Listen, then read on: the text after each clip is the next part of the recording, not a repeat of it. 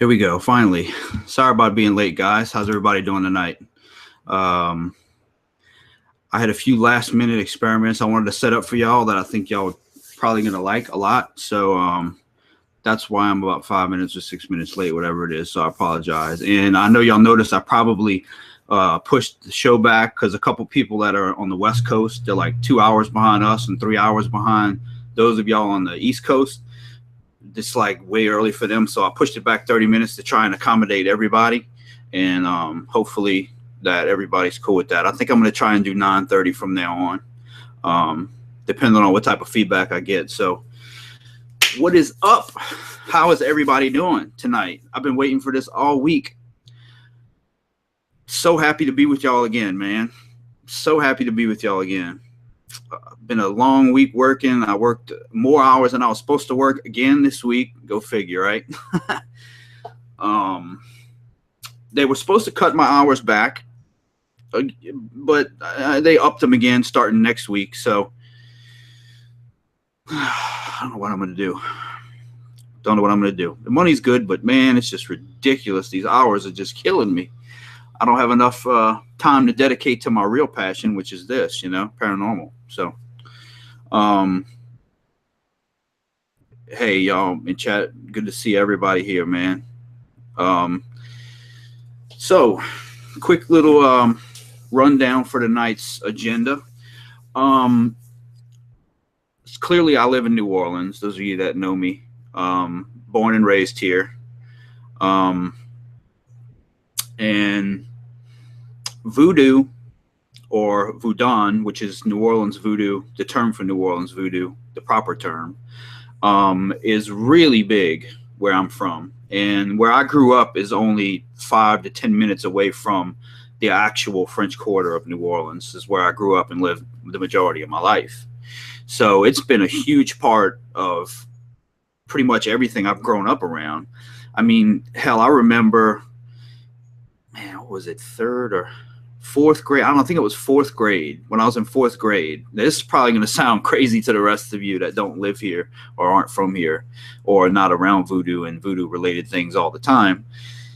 On my fourth grade field trip, they have a boat down in New Orleans that runs up the Mississippi River called the Cotton Blossom. And what you can do is you pay like I don't know, 10, 12 bucks or something like that, and you go get on the boat. It's a big paddle boat. I don't know if you've probably seen them on TV. It's a really old paddle boat, and you get on it in the morning, and it goes up the river, paddles up the river, and then it lets you off at the Audubon Zoo. So then you can get out, you can go spend the day at the Audubon Zoo and see the animals and all that stuff like that. And then when you're done, you get back on the boat, and then it takes you back down the river to the city, and then you can hop off and get on your car and go home. But this is the reason for me telling you that was we took that on fourth grade as a field trip to the zoo. But on the boat, there's like a little souvenir shop where you can go buy, souvenirs and stuff like that.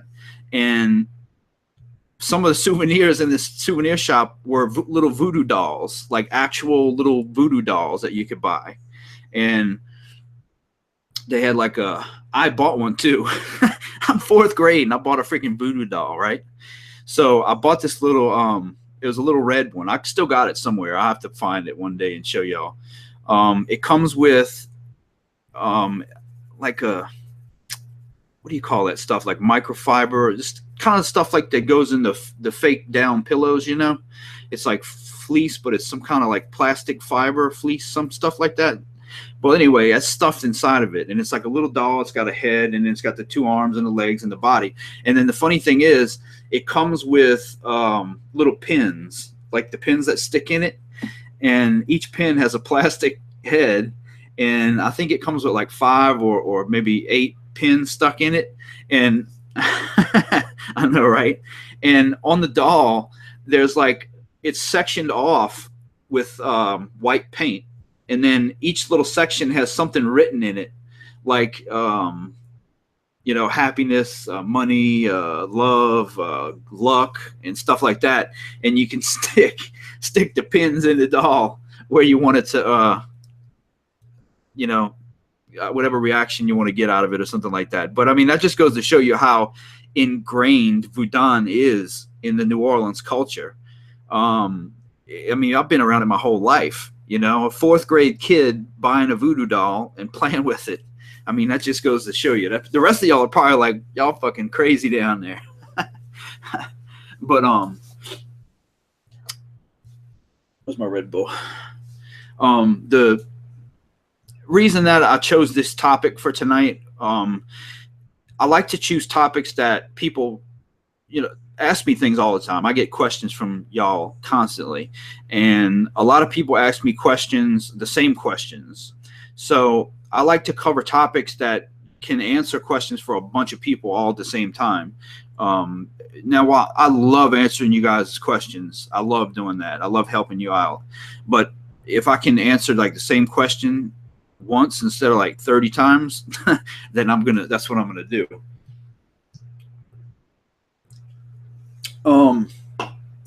And another reason I wanted to cover this is because I hear misconceptions about this topic more than probably any other topic in the paranormal field or in the pagan or the magic communities, is not only the negative stigma that goes with voodoo, but people confusing hoodoo and voodoo for the same thing. And they're not the same thing, not at all. So I'm gonna talk about that for a little bit. Now, this is the thing. I'm not gonna go into that topic too deeply, and I'm gonna tell you why. Excuse me. While I was doing the research for this topic, I was floored at how complex and how convoluted this topic really is.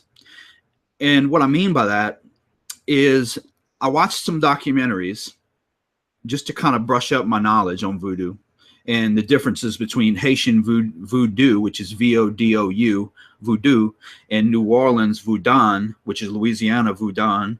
The differences between those two, and the differences between the African versions that came straight from Africa.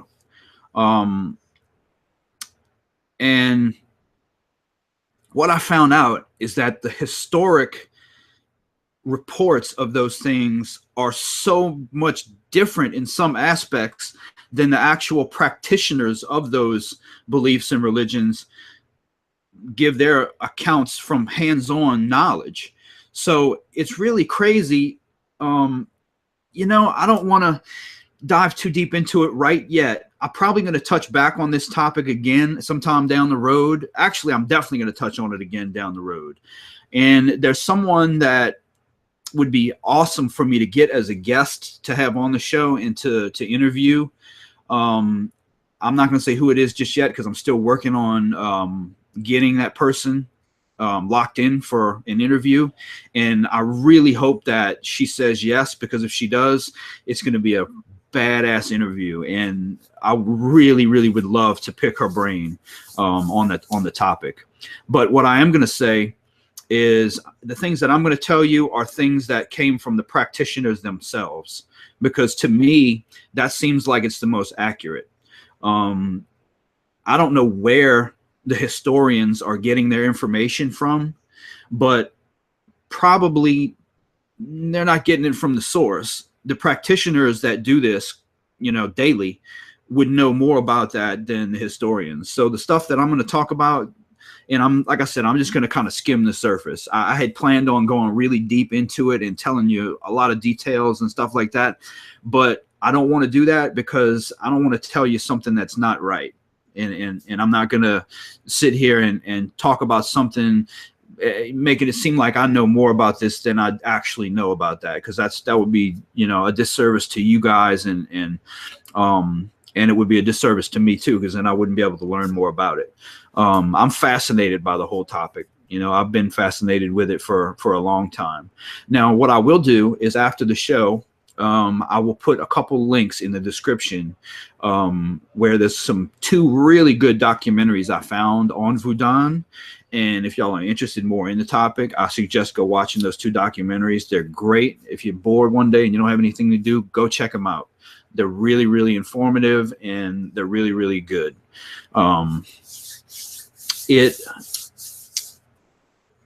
how should I put this? Voodoo is not, it doesn't fit the stigma. You know what I'm saying? People give stereotypes and stigmas to things, and Voudon just does not fit the stereotype that people give it. It's totally different. But anyway, I'll talk more about that when I get into it in a minute. Then another question I get quite frequently is, what actually causes a property or place, land, location to be haunted? What causes a haunting to happen? I get that all the time. So I looked into that too, and I actually found out some things that I didn't even know. So you know, this is really great. I love researching this stuff and telling you guys about it, because in doing so, I'm learning things too. When you show someone else something, you learn more about it yourself. So this is like great for me to expand my own knowledge on all these different topics. So then what I'm going to do is, like I said, I'm going to talk about different causes for hauntings and stuff like that. Then I've got a really cool experiment that I'm going to try that's going to go along with my next topic. Now, the next thing is going to be a new segment that I'm going to try to do every single week. And if y'all read in the description, you'll know what I'm talking about. I'm going to do a segment each week, and it's going to be called Tech Time. And Tech Time is going to be, I'm going to take maybe a new device that just came out that I got, or maybe an existing device that people, you know, might not be too familiar with, or maybe I might take a device that everybody uses and show different settings on that device and different ways to use it and stuff like that. So it's going to be basically me giving you a technical rundown of either a piece of equipment, a technique, something, whatever the latest, greatest thing that might be out at the time. And we're going to dive into that. Each week I'm going to try and do that. And I had a cool idea for an intro to that segment, and I wanted to have it for this week, but I just did not have the time to finish putting it together. But it's going to be kind of funny, and I think y'all like it when I finally do get it together. Hopefully I'll have it together for next week. What the Tech Time this week is going to be about is EM pumps, electromagnetic field generators, and things that we use in investigating to generate electromagnetic energy. And that's what we're going to dive into this week as far as Tech Time goes. I'm going to show you guys a couple of different variations of an EM generator or EM pump, give you a basic rundown on what each one does, how it kind of works, what it's supposed to do to help with investigating. And then I've got a really cool experiment that I'm going to try with the SLS camera and a couple of things I got over there, which I'll show you exactly what that's going to be when we get to that segment.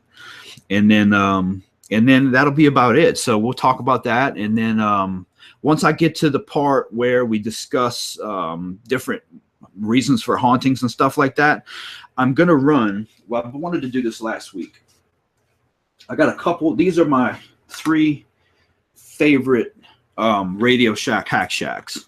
And I'm going to run 1 or 2. I might run them all. I don't know. But I want to run these this week to let you guys hear what they sound like. And another thing I'm going to do is I'm going to run a couple of these each week just to, you know, show them to y'all and, you know, see if y'all like them or see what you think of them, and we'll see which ones work the best.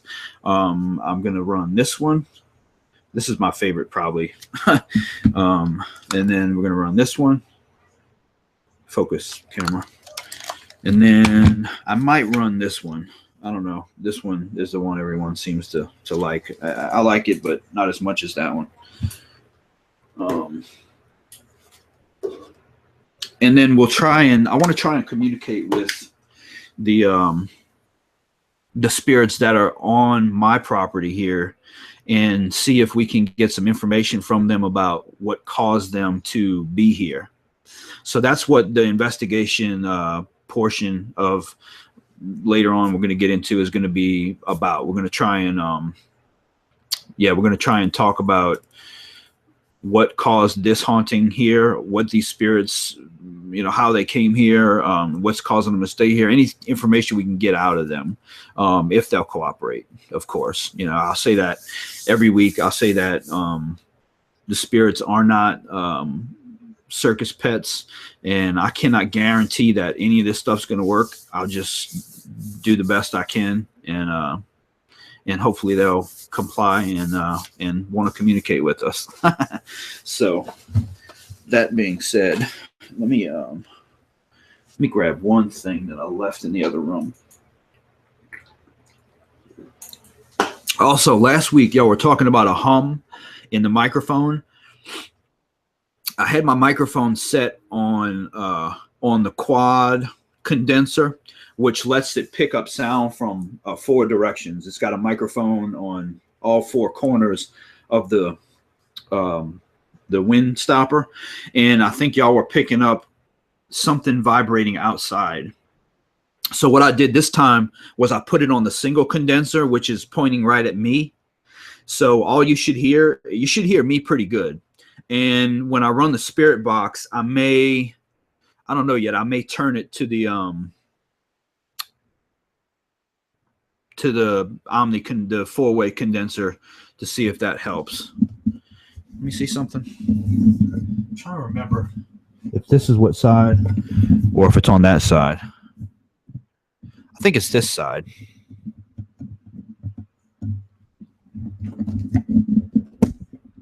I think it's that side. Yeah, that's the side. Okay, it's pointing toward me. All right, we're good.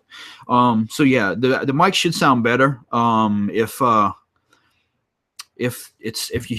hear any weird sounds or anything coming out of it, let me know and I'll switch it to the 4-way condenser. Which one? The side I'm using now, Glenn? This side here should sound the best. All right, there's the buzzing sound. I don't know if y'all hear that or not. Yeah, so it's louder now. Okay, cool. That's what I thought, because it doesn't tell you which side the condenser's on. It just tells you the other side. All right, hang on. Let me try. All right, what about that side? That's the other side. So there's this side right here, and then let me turn it around, and then there's that side right there.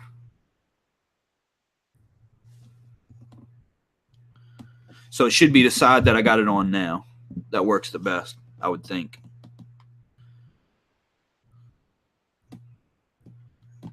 Oh, Jane. I'm sorry, Jane. I'm sorry. I didn't know who that was. I didn't know which one. I just saw the name, and I'm like, I didn't even think. Okay, so I flipped it back around. All right, yeah, I flipped it back around. Okay, all right. Give me 1 second, guys. I got to grab one thing out of the other room, and I'll be right back, and then we'll dive into that first segment. So give me 1 second.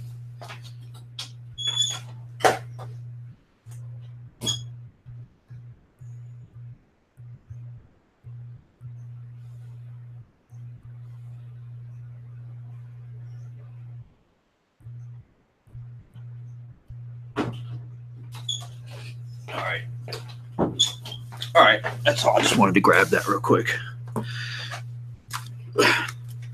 I turbo hacked this the other day. I put a little teeny tiny little switch on it and turbo hacked it. So we may try and run this one too a little bit later. And I got the, let's see, it should be fully charged. And I got the SLS camera sorted out from last week.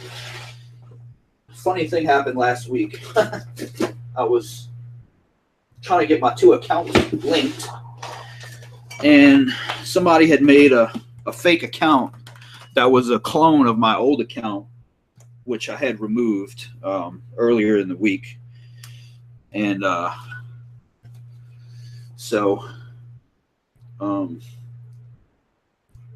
So that won't be a problem again. I got that sorted out.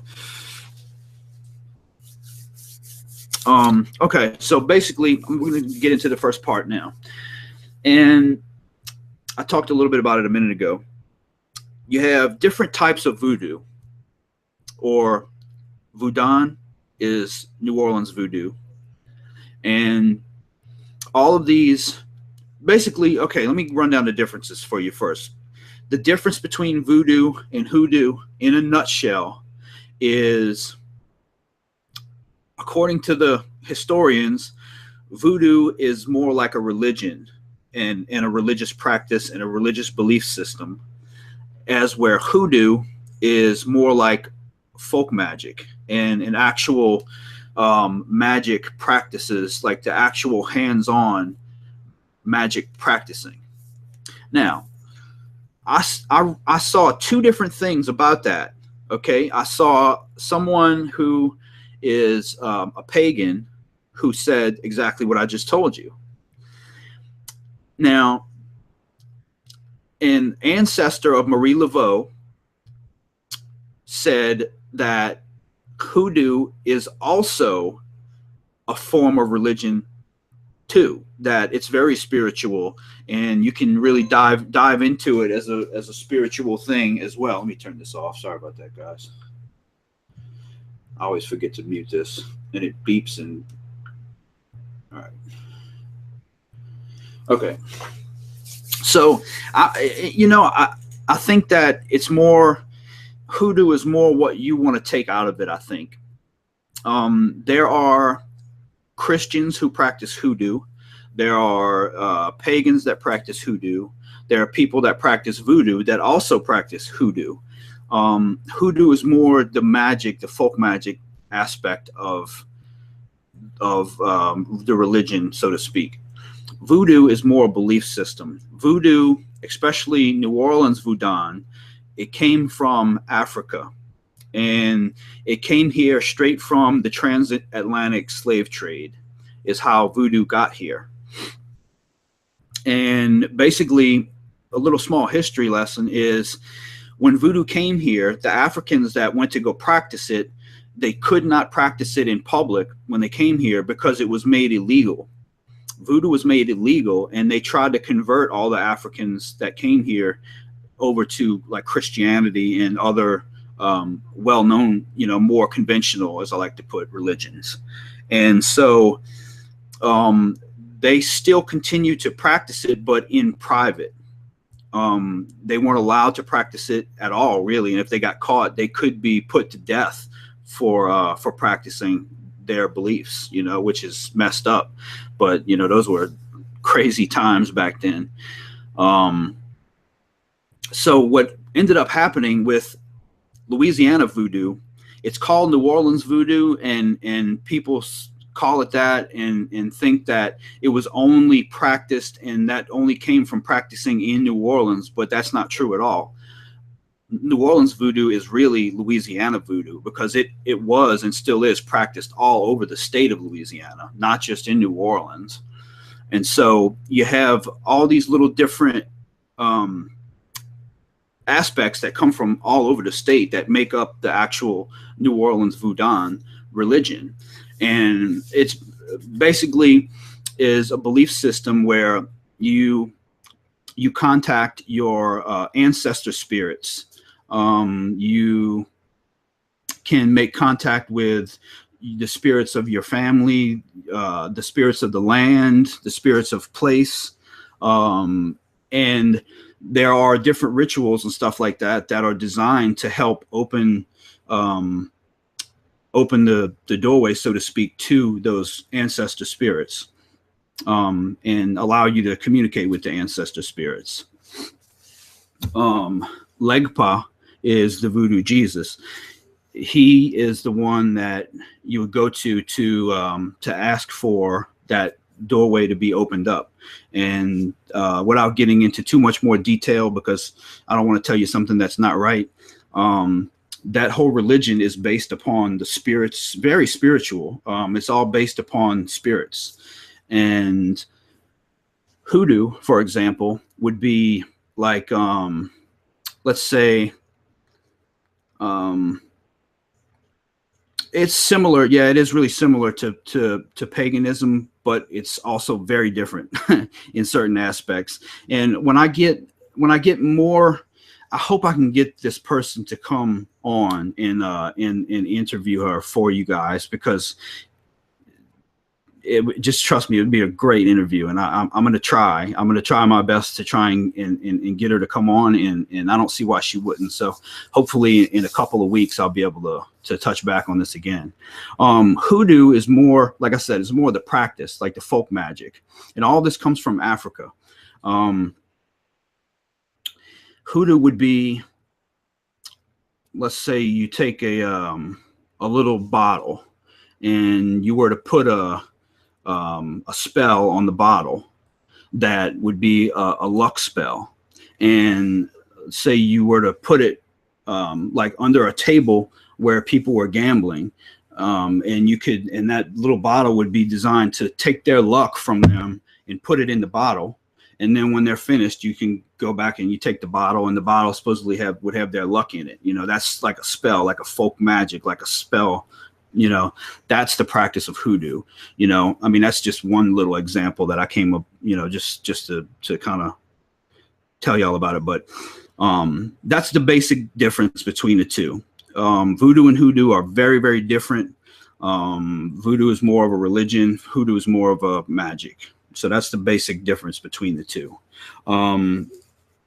Voodoo is probably one of the most misunderstood and misguided religions that gets the worst rap ever. When people talk about voodoo that don't know anything about it, it's like the first thing they say, oh, they cut heads off of chickens and they just sacrifice this and sacrifice that. And it's just so much more than that. And hopefully I can get that guest to come on and tell y'all more about it, because it would be really cool. So that's basically, that's pretty much as far as I'm going to get into it, because like I said, I don't want to tell y'all something that's not right. And there's such I learned today by going through these documentaries and listening to these practitioners speak today. I learned that the voodoo religion is so much more complex than I even had any idea of it being. And I'm around it all the time. I'm around it constantly, almost every day I'm around it. And it is just so complex. The rituals are so specific, and there's little things. I mean, it's really beautiful. It's a beautiful religion, for lack of a better term. It's a beautiful, beautiful practice. And I can't wait to learn more about it because it's really awesome. Now, let me go ahead and, all right, now I'm gonna get into the next segment. Now, next segment, I get this question all the time. Why is my house haunted? Why is my work haunted? Yeah, I love that song too, by the way. Voodoo from Godsmack. Somebody just put in chat. Yeah, I like that too. Why is the property haunted? Well, there's several different reasons on why a property can be haunted. And I've got a couple articles that I found that are really, really awesome, really great educational articles. And one is from the American Spectral Society. And a lady that goes by the name of Rosemary Ellen Guiley wrote this big article on different types of hauntings. And she she really went into some seriously awesome topics that if any of you are in, even from the novice investigator to the enthusiast, all the way to the seasoned investigator who's been doing it for 50 years, this is a great article, and I would recommend definitely reading it. Now, homes can be haunted for like many reasons, and the house doesn't have to be old to be haunted at all. A brand spanking new house can actually be haunted. No deaths are really needed to have a haunting either. no two situations are the same either when it comes to hauntings. Every haunting is pretty much unique from the next. Now, these are the main things that probably are even more than this, but these are the 9 main reasons for a haunting. Okay. Number 1 is going to be residues. Living people leave behind lots of energy when they die, which, if it's strong enough, can coalesce into the imprints of images, sounds, smells, movements, intense emotions generated by life events, like when they were living there, like really great happiness, great sadness, tragedy, and so on, creates energy. And it leaves it can leave an energy residue, which can be experienced as ghosts, as haunting phenomena, residual hauntings, which are not intelligent hauntings. Residual hauntings are like you can be footsteps, tapping, knocks, even apparitions, distinct smells, breezes. You can feel a cool breeze go by you, temperature change, and pretty much so on. Residual hauntings can last for centuries. But they do seem to fade a bit over time, which is why some really famous hauntings from centuries past might not be experienced too much anymore these days. A little bit I want to talk about a residual haunting is residual is different than an intelligent haunting. A residual haunting is something that you can't communicate with. A residual haunting it kind of goes along with the stone tape theory, which is that anything organic, wood, like certain types of stones, like granite and crystals, and certain types of limestone and things like that, absorb that energy from the living. And the residual haunting, it might be if you're in that place at just the right time, and like say the moon is in the perfect phase and the temperature is just right, the humidity is just right, it's the perfect time of night and everything is just perfect, then some of that energy can be released and replayed as one of those presentations that I mentioned a minute ago. It could be footsteps or a cry or a knock on the wall or something like that. I mean, you have to think about it. As humans, what is the most common sounds that you hear every day as a human? Footsteps. I mean, hell, we all walk. So pretty much everywhere you go, you're hearing footsteps constantly, nonstop, every day. So it's not a far stretch to think that would be one of the more common residual hauntings, would be footsteps, because that's something you hear from people, I mean, constantly. So you look at those things that are really common sounds that you hear all the time as a human, and you look at the residual hauntings that are even like some of the more popular ones, and a lot of times you'll find that some of the sounds and things you see and hear and smell and stuff like that are common for for humans. So residues can cause and do cause hauntings. Number 2, deaths. Houses can be haunted without having had anyone die in the house, but death, especially like really fast and tragic deaths, can impart powerful residual energy. Accidents, crimes, natural disasters, any like chronic, painful, long-lasting illnesses and stuff like that, all that can leave scars on the physical landscape. So deaths can and do cause hauntings. Number 3 would be earthbound souls. Some people don't make an immediate transition into the afterlife when they die. Some souls, spirits, linger for a while in sort of a twilight between the worlds of the living and the dead, which I think is 2 different dimensions of space and time, personally. But that's a whole nother discussion in itself. Earthbound conditions can happen in a sudden, unexpected death, which the dead are temporarily either like lost or confused. They might not know they're dead. That can absolutely cause a haunting, and absolutely does. Number 4 would be burial sites like cemeteries, especially when houses are built, like when you got a house built on an old cemetery or something like that. Ooh, that's no, no, no, no, no. Do not, do not build a house on top of a cemetery. Or if you know of a house that's built on a cemetery, don't buy it.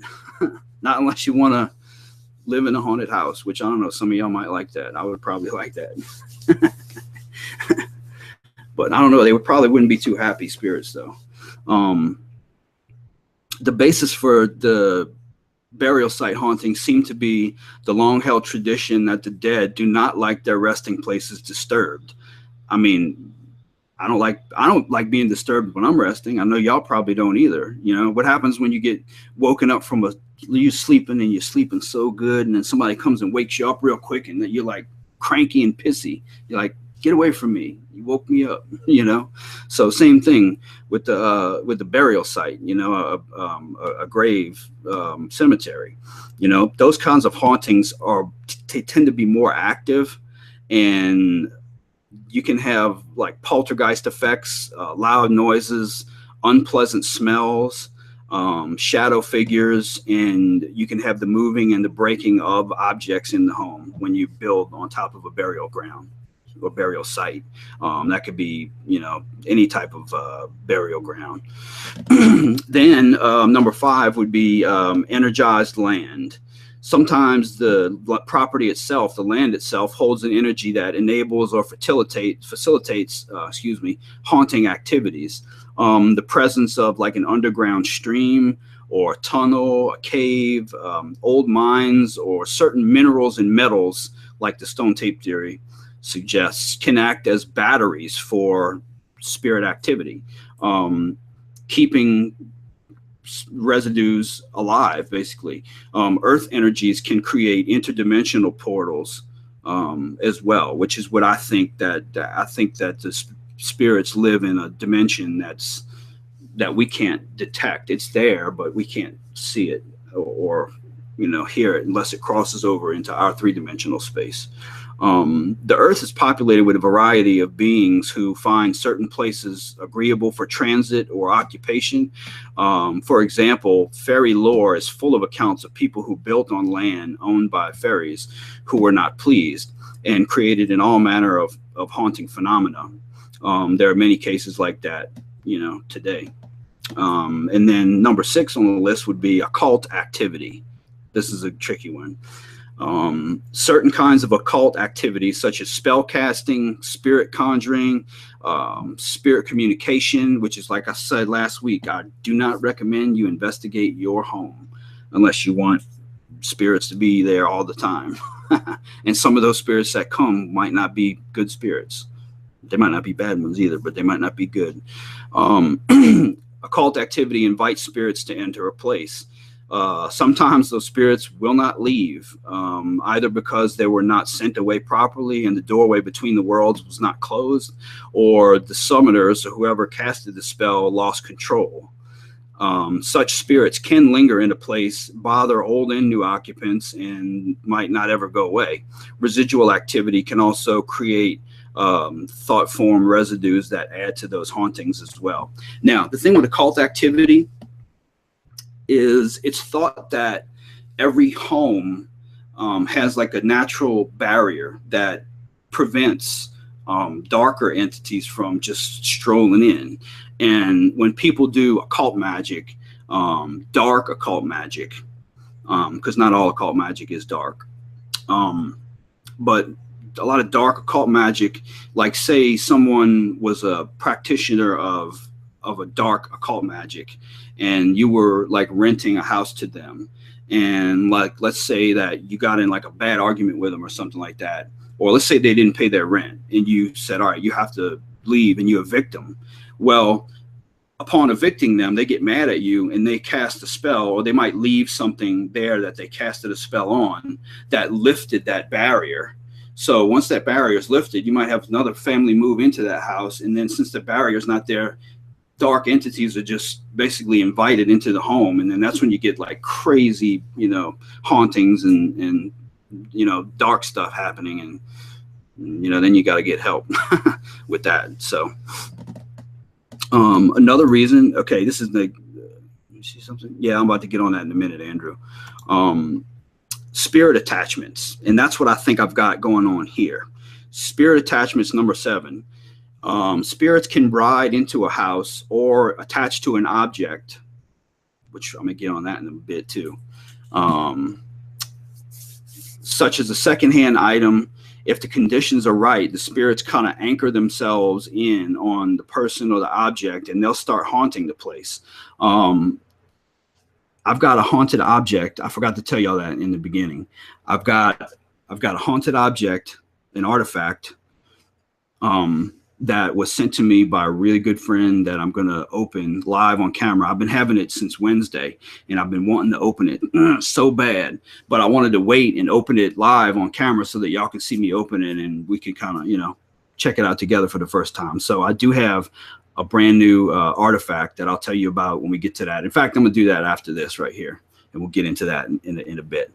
So yeah, spirit attachments, yeah, absolutely. Items can absolutely hold spirit energy. And so can people, which I think is what happened to me. Now, number 8 on the list is curses and psychic attacks can cause haunting. Sometimes a place can be affected by a powerful curse or a psychic attack launched by an individual. Curses and psychic attacks are usually aimed at individual people, very similar to occult magic that I talked about a minute ago. Those effects can spill into the environment, affecting everyone on the property too. So instead of it being a property, say that person were to cast that dark magic on you, then that can affect everyone and everything around you as well. So dark things like that, the effects from dark magic and evil things like black occult magic or dark occult magics, and dark spirits, dark entities, demonic entities, which all that's really rare. All this stuff is incredibly rare. Demonic entities and stuff like that are so rare, thankfully. You hardly ever come in contact with anything like that. But if you were to come in contact with something dark like that, or someone doing dark things like that, the effects can reach so far and so wide and creep into so many aspects of your life, people around you's lives, and it could be, you know, it could be a real problem. So, you know, protect yourselves, guys, and use good judgment. Then number 9 on the list, and this is the end of the list here, is possessions can cause hauntings. Individuals may become possessed by negative spirits or demonic spirits. They don't. Now, this is another thing too. You don't have to have a demon to be possessed by a spirit. Like, not just demons can possess people. People have been affected and possessed and influenced by just regular spirits as well. It doesn't have to be a demonic spirit to possess you or affect you like that. Inappropriate occult activity, addictions rather, and other factors can cause these things. The phenomena can spread out into the environment, creating unpleasant and even hazardous experiences for the person and everyone around them. So, you know, in closing, I don't recommend doing any occult magic unless you know what you're doing. If you start casting spells and stuff like that and you don't know what you're doing, that can backfire on you bad. Trust me, I know this. I'm not going to go into how I know this, but I know this. And if you know, in anything that you get into like that, the more research you do, the better. There's no such thing as doing too much research. You know, if you don't know, ask, and if you can't find anybody that knows, look into it yourself. I would hate to see any of you guys get, you know, have something bad attached to you. So those things can all cause hauntings, and I'm going to put a link to those 2 articles, and if y'all want to read them after, just go down in the description and I'll put them down there. Y'all can click on them and check them out. All right, now next part. Now we get into some fun stuff. Now I've got a box here. Let me find my razor knife. I've got a box here that's got something really cool in it. but I need to get my razor knife to cut it open. Where's my razor knife? You know what? I left my razor in the next room over. Hang on one second, guys. Let me grab my razor knife, and then we're going to get into this package.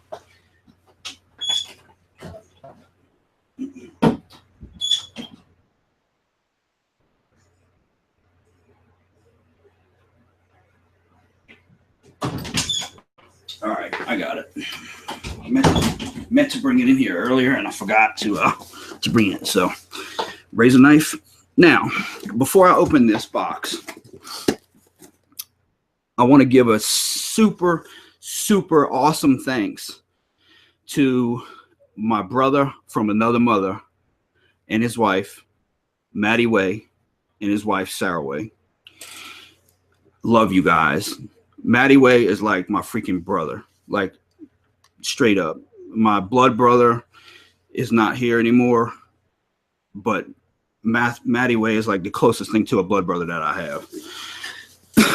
And I love him to death. So you and your wife, y'all rock, and I can't wait to see y'all when y'all come down. Okay, now this is something that he sent to me from, well, I'll just tell you where it came from, not where he's at, because he might not want you to know where he's at. This came from Nevada, Virginia City, Nevada, which is where Ghost Adventures, if any of y'all watch Ghost Adventures, Ghost Adventures filmed several things there. But most importantly, they filmed their documentary there. The very first documentary they ever did. They filmed it in Virginia City, Nevada. Now, this came from just outside the miner's cabin in Virginia City, Nevada, which the miner's cabin is very haunted. Anyone that knows the place can tell you that. And this came from right outside the miner's cabin. And we're going to get into it now. So I'm going to go ahead and cut it open, and we're going to check it out. I can't wait. You have no idea how hard this was for me to not freaking open. Man, I've been staring at this thing all week, and it's been calling to me too. Come open me, Wayne. Please open me.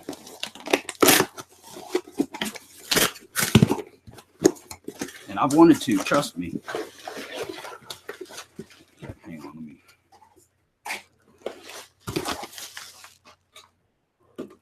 put that right there. Now, I don't want to show y'all this side because I don't want y'all to see his address, because he probably doesn't want the world having his address. Actually, you know what? Let me switch to the other camera so y'all can see a little bit better. All right. Now we'll switch to that camera. And go ahead and open it.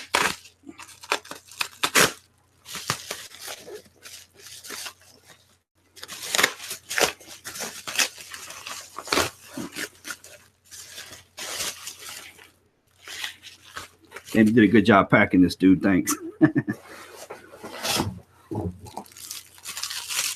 Oh, it's in here. There it is. Ooh, I got it.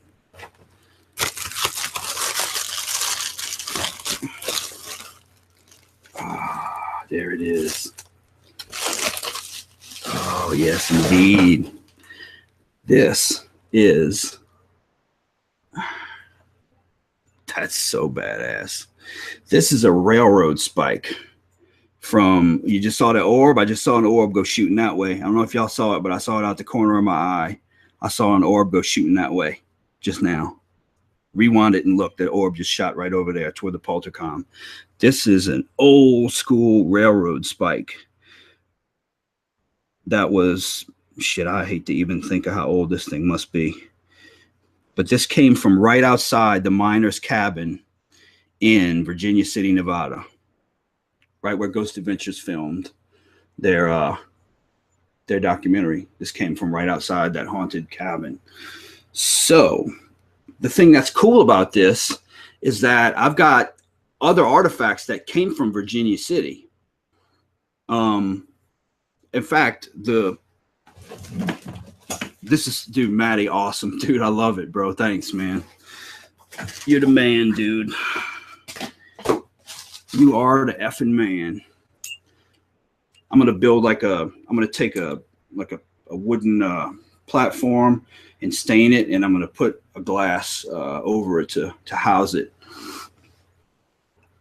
I've got these artifacts down here. I'm not gonna pull them out right now, but I got 2 bricks from the Old Washoe Club from Virginia City, Nevada, and I've got some other artifacts that came from right around the area this came from. I've got a couple pieces of glass that came from in the ground that were remnants from the old Virginia City fire that happened in the 1800s. I can't remember what year it was, but there was a fire in Virginia City that burned like the whole city down. And I've got some pieces that were left from that fire also that was really close to where this came from. So all these artifacts came from Virginia City. So I cannot wait. I cannot wait to do some experimenting on this. In fact, let's see if there's any EMFs coming off of it. Whoa, dude. I don't know if y'all can see that. Hang on.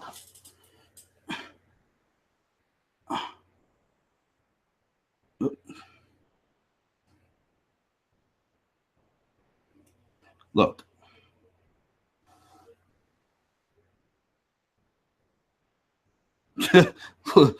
Look, Matt. Check that shit out, dude. Look. I'm hearing something. I'm hearing, it sounds like a bell. It sounds like a bell tingling. I'm hearing something right now. It sounds like a bell. Dude, this thing is absolutely giving off man, there's a lot of EMFs in this room right now. Holy crap. I don't know if y'all can see that or not, man. But look at where that needle's at.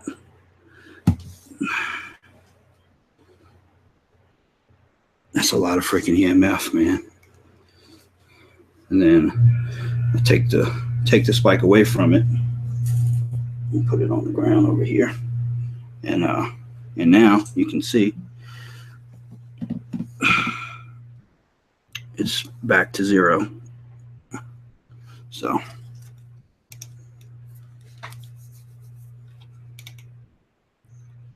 man, there's something in here. Dude. It's like when I turn.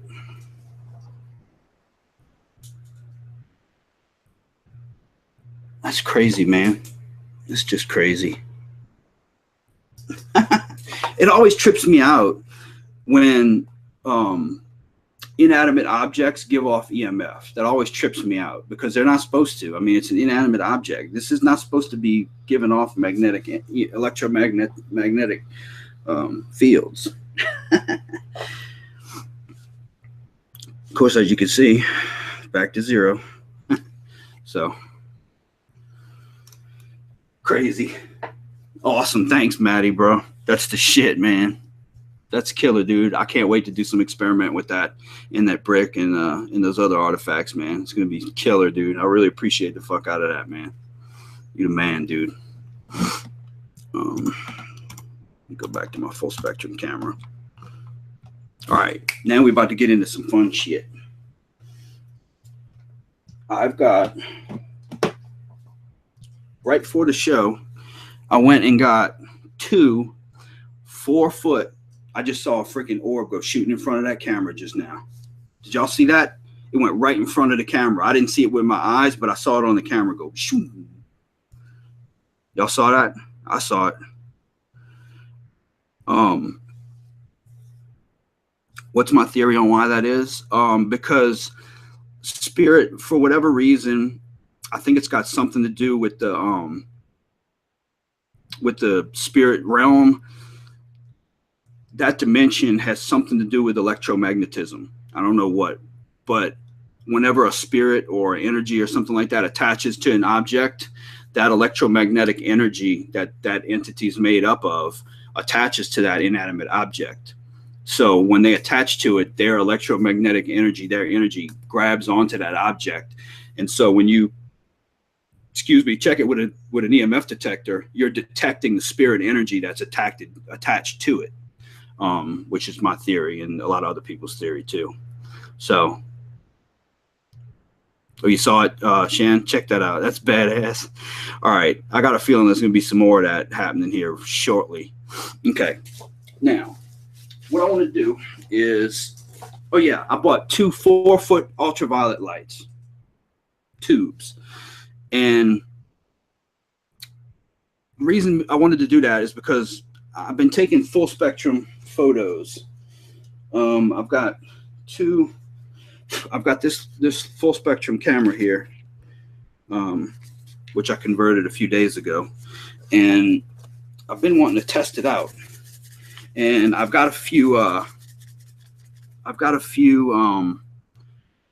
UV light, like UV illuminators, but I have some super powerful IR lights, and I wanted to run infrared and UV together. But what I've never done, I've always wanted to try this out, and I'm going to try it tonight in a little bit. I wanted to try and do some photography that's just pure ultraviolet light only. A lot of times,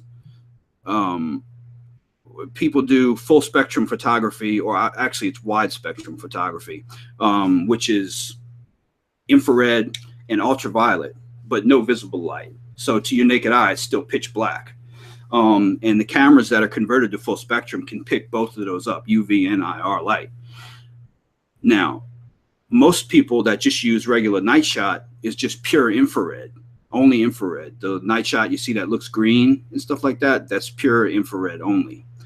I want to do pure ultraviolet only. No infrared light, no natural light, no visible light, only UV light, and do some photographies. Photographies. I'm losing my mind. I want to do some photographies.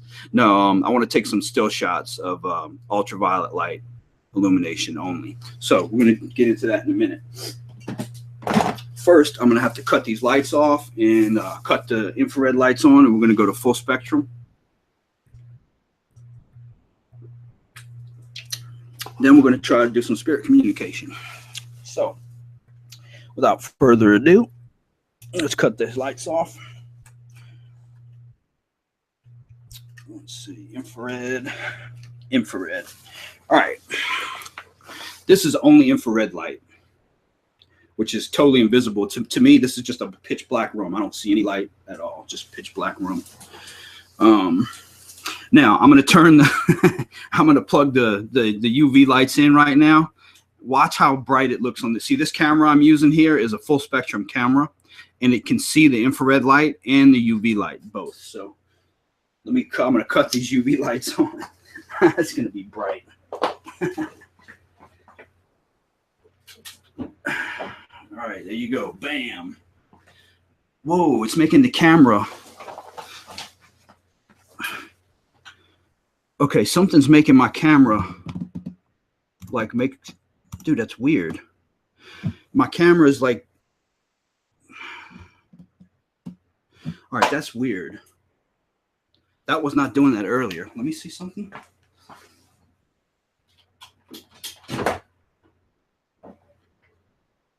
And now it's not doing it. It's only doing it with the UV light. That's crazy. That was not doing that earlier. Hang on. Let me see something. Let me try it again. And there it goes doing it again. That's weird. It wasn't doing that earlier. Huh. Man, that's crazy. Let's see. Let's unplug it. And there it goes. Man, that's so weird. Let me move this out the way. You know what I'm going to do? Let me move this over some. I know what I'm gonna do. Hang on, I'm gonna move it. I'm gonna move this, and then I'm gonna turn this one on. Let me see.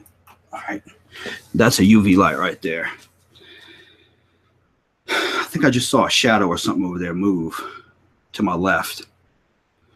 Hang on, let me turn this IR light up a bit. All right, there you go. Now you can see back behind me. All right, well, I keep seeing something over there. I think what I'm going to do is I'm going to, well, you know what I could do? I've got a another full spectrum GoPro camera, actually, right here that I could use. Got this little full spectrum GoPro that might, well, I'd have to plug it into there. All right, I'm not going to do that. I'm just going to roll with this like it is. All right. Hey, Matt, dude, check this out, Matt.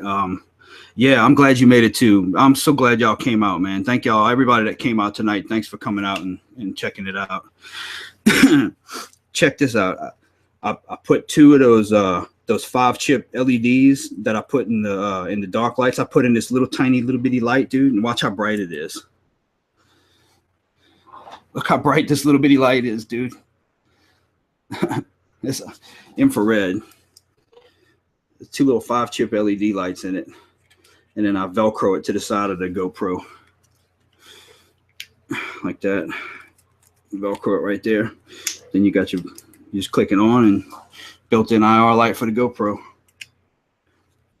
I got one of these I got one of those for you, Matt, too. So, all right, let's do some spirit communication.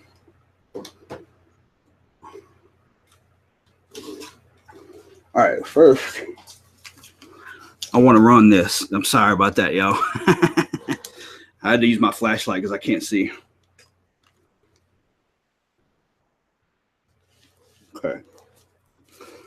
All right, first, I'm going to run this Radio Shack 12802 through my little JBL clip. And we're going to see if we can find out what makes these look like Bart's. That's funny.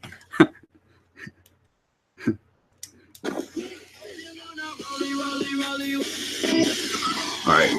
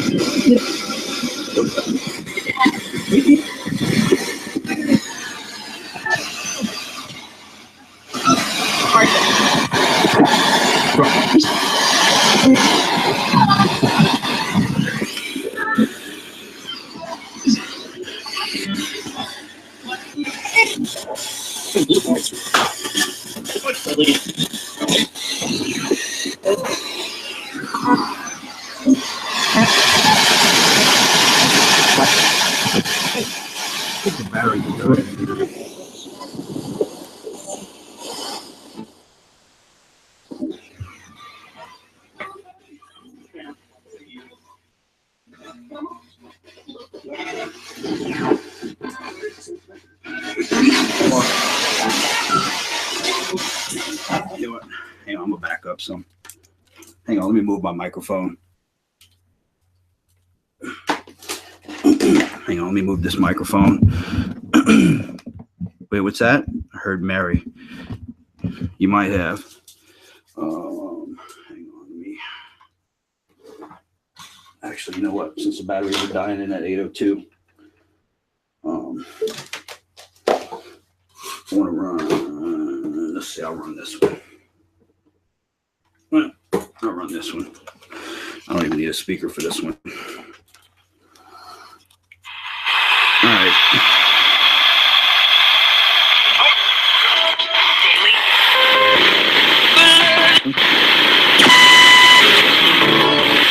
And much flesh. Any spirits that are here, can you tell me why you came here? What caused you to come here?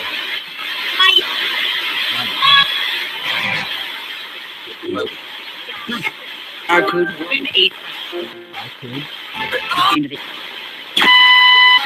And there's a little indicated to the left. And you believe Kevin?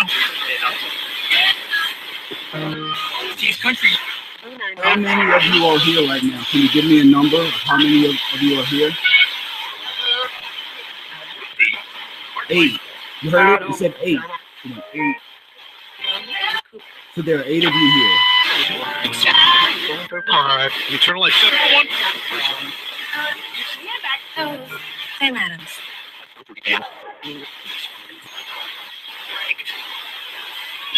Are you a human spirit? We are free.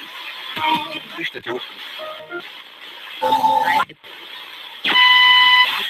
Jackson.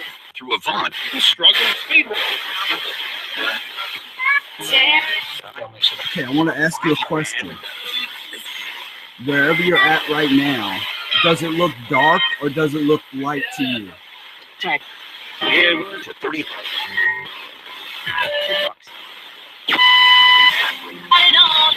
And now, very. Can you see light or is it dark?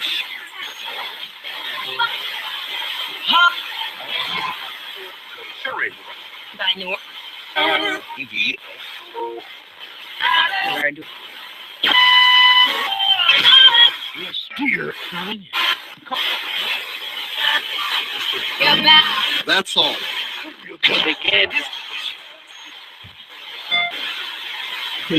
My dog spirit. Can you see my dog spirit? Hey, Darvin. Vicious. Vicious? What's vicious? Day after battle.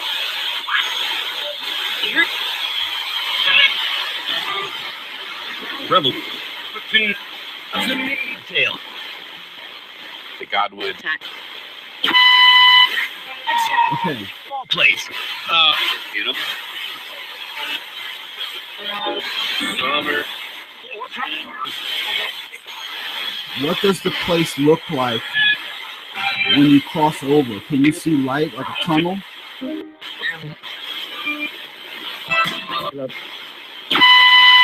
I will always plus you.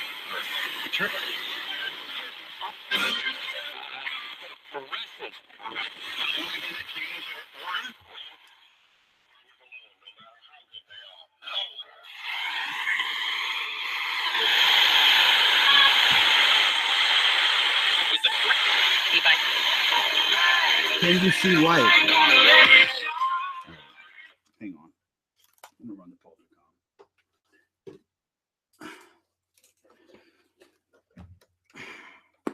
I can't leave this sitting over there looking all lonely.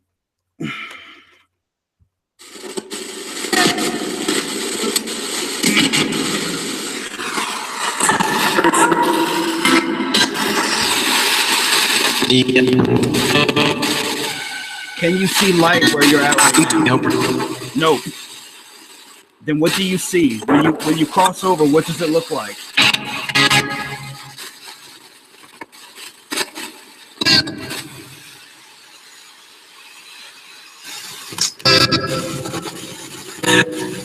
Greedy.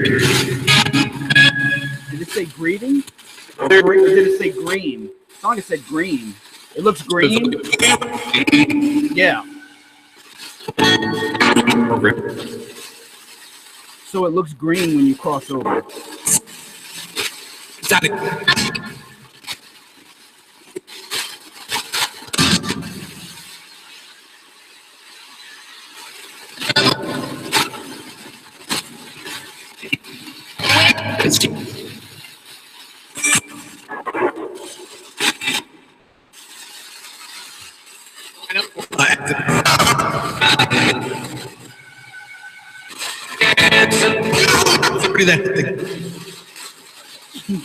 What?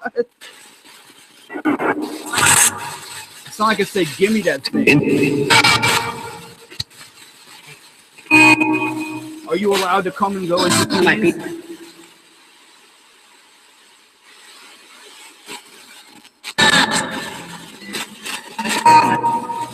Can you?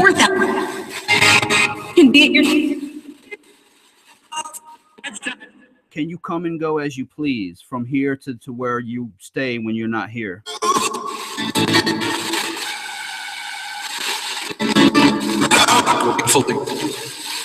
Did it say absolutely? Don't pay the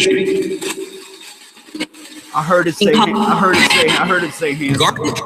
I heard it say handsome.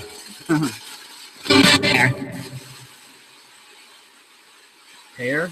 What about hair?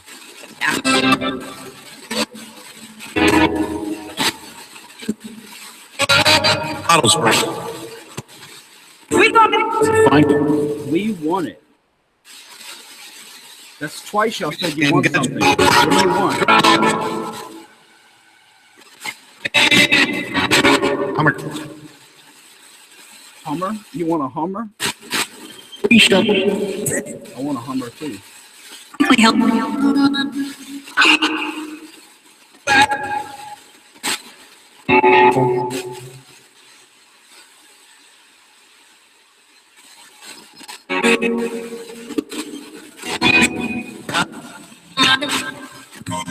You what? Are your relatives with you when you cross over?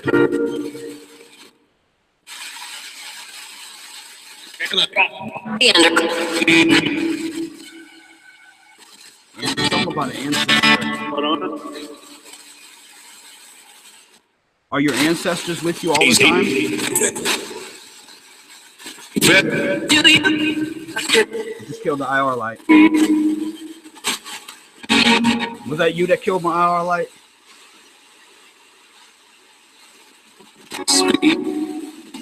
Speak. It killed the other one too. It killed both my IR lights. The UV's the only one on.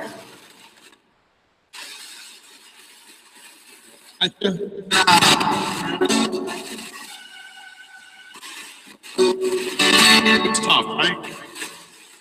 Dude.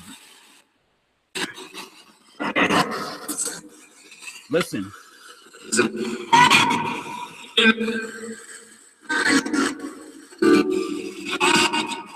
Is that you messing with that dial on the front? Can you light it up a different color other than red? Maybe orange or yellow. Can you light one of the other colors up? You just turned it off. Oh, there it goes again. There it goes again. Can you light up another color other than red? There it goes. The yellow's lighting up. Can you light up the green one? Like the green one's all the way around the other side. Bitch. No, the green LED on the front of it. There you go. There you go. Keep going. Keep going till you get to the green one. 4. That's right. It's 4 colors. But I want you to light the green up.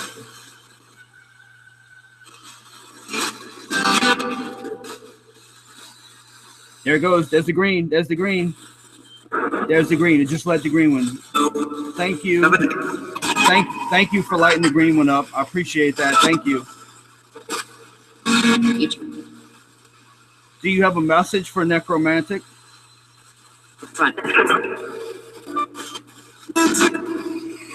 Answer. It's got some kind of answer for you. Some question you have that they want to answer.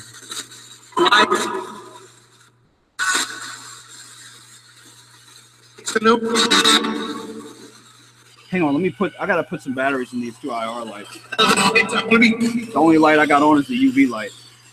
Here, I'm gonna leave this run. I'm gonna set this right here and let it run while I change those out.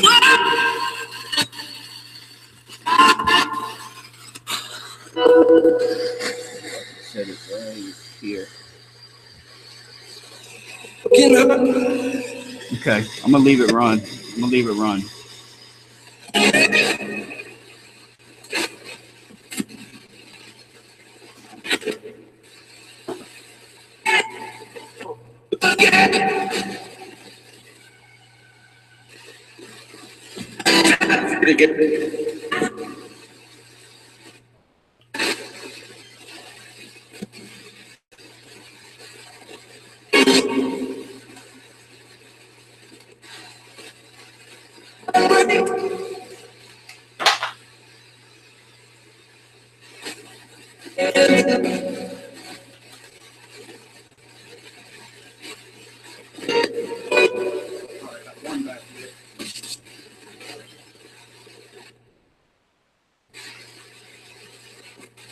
comes to a set.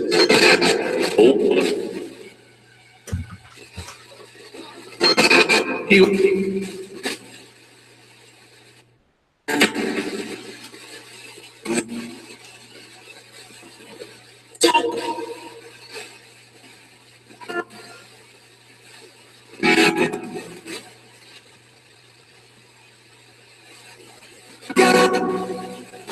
Did it say blood? It sounded like it said blood.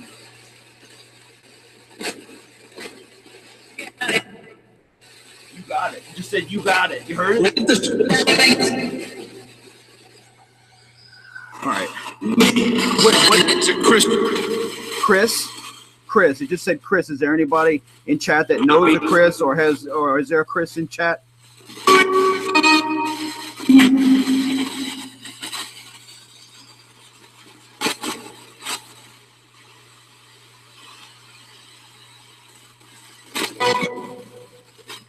What message did you have?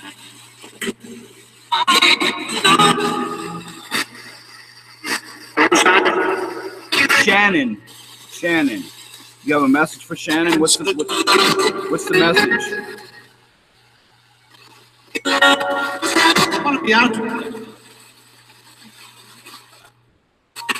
It wants to get out.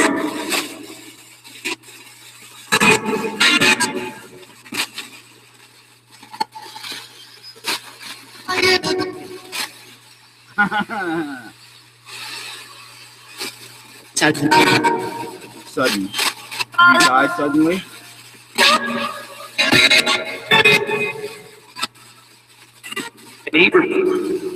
Eager.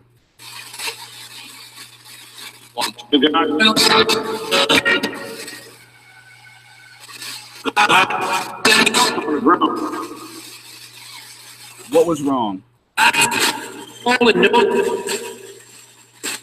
You want her to, what do you want her to know?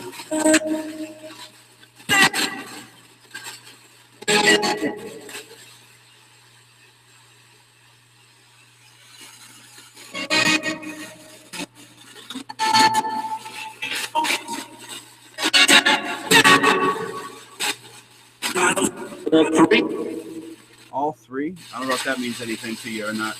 Just talk. Chris talk. It just said Chris talk. To talk. Want to talk.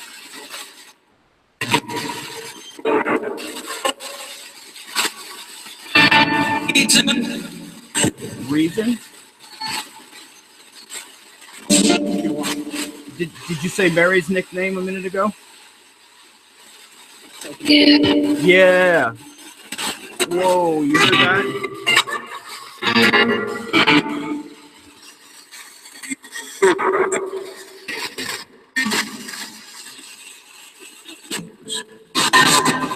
Did you have a message for her?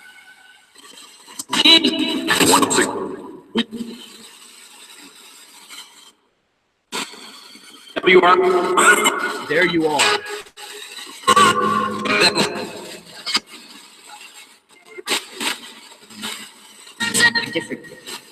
Different? I think we're all a little bit different.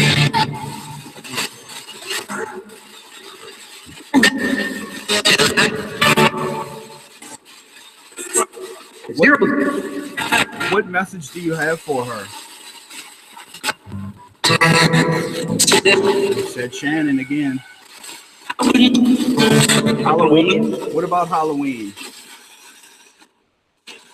Did something happen at Halloween? Or is something going to happen this Halloween?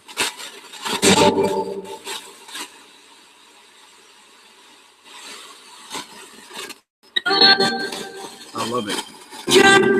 Gin. That was a clear gin.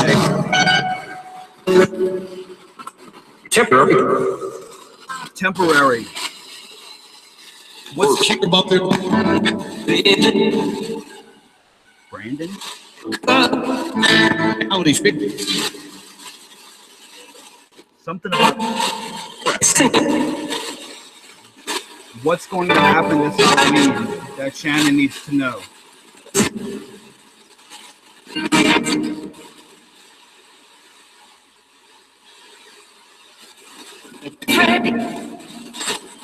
afraid.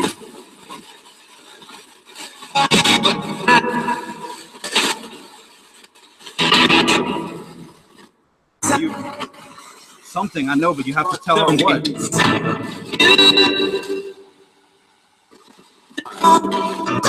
And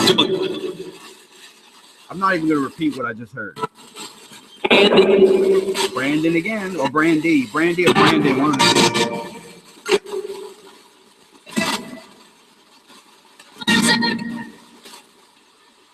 Listen. I'm listening.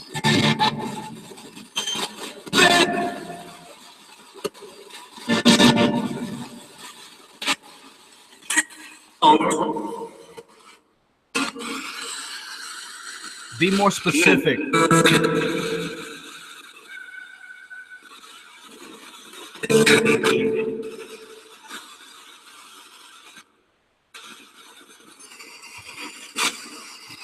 You have to be more specific.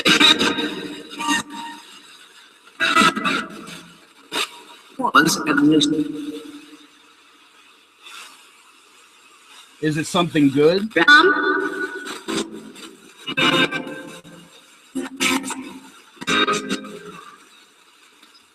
Is something good going to happen for her on Halloween this year? I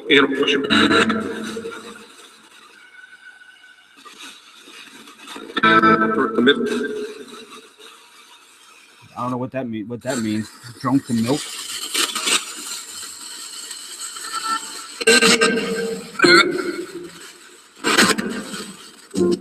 Ma'am. Rich. Ma'am. Rich. Wayne. Wayne. And you.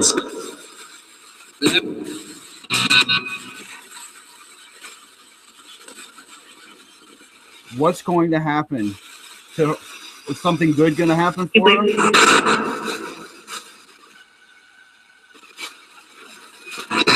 Flash.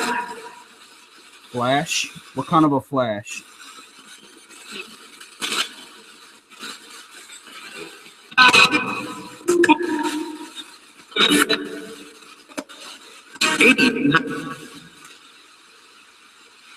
Great night? Yeah.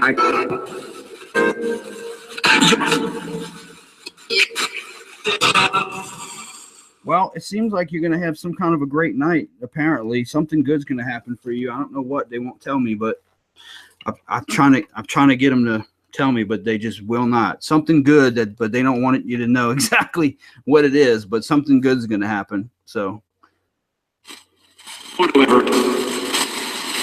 You're clever. You heard it? It said you're clever. That's crazy. I guess because I figured out what they were trying to say. That's awesome.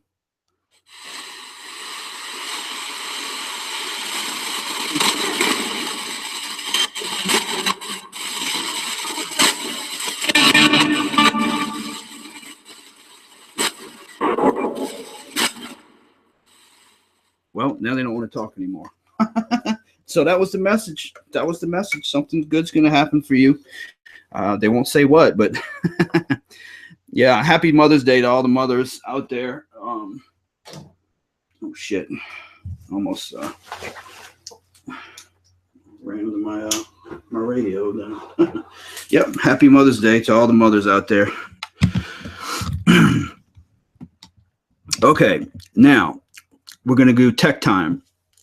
Tech Time is going to be about EM pumps. So I'm going to cut the lights back on for a minute until we do the experiment, and then we'll wrap this sucker up. Go ahead and cut these IR lights off, and cut the UV light off, and let me cut the studio lighting back on. Okay. All right. Tech Time. Tech Time this week is about EM pumps. Listen back at this slow-mo tomorrow. Yeah, definitely check it out. And I'm going to go back over it too, Shan, and probably midweek-ish. I'm going to have that clip, that part cut out and probably pasted in there. So I'll have that whole section pasted. So if somebody doesn't want to go through the whole show, they can just go listen to that session there. So, okay, now tech time. I've got two things I want to show you guys first. Now, we've got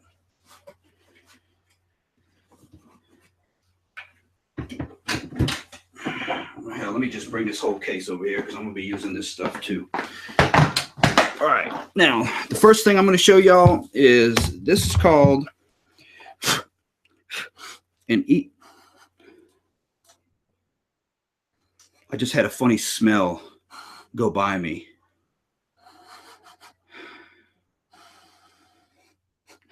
Absolutely just had a really weird smell go blowing right past me.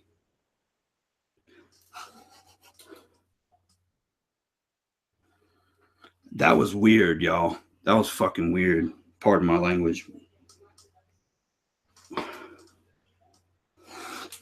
I got a feeling something's probably going to happen here. Okay. Now, these guys right here, this is called an EM vortex. An EM vortex it's a form of EM pump. These were matter of fact, these are one of the very first EM pumps or EM generators, field generators that were made back in, I want to say 09, I think these came out. And these were made by Bill Chappell, who's the awesomest guy ever, the one that built the Ovuluses and the SLS camera and all the awesome stuff that's that we all love using. Jaylene, thanks Jaylene, appreciate that.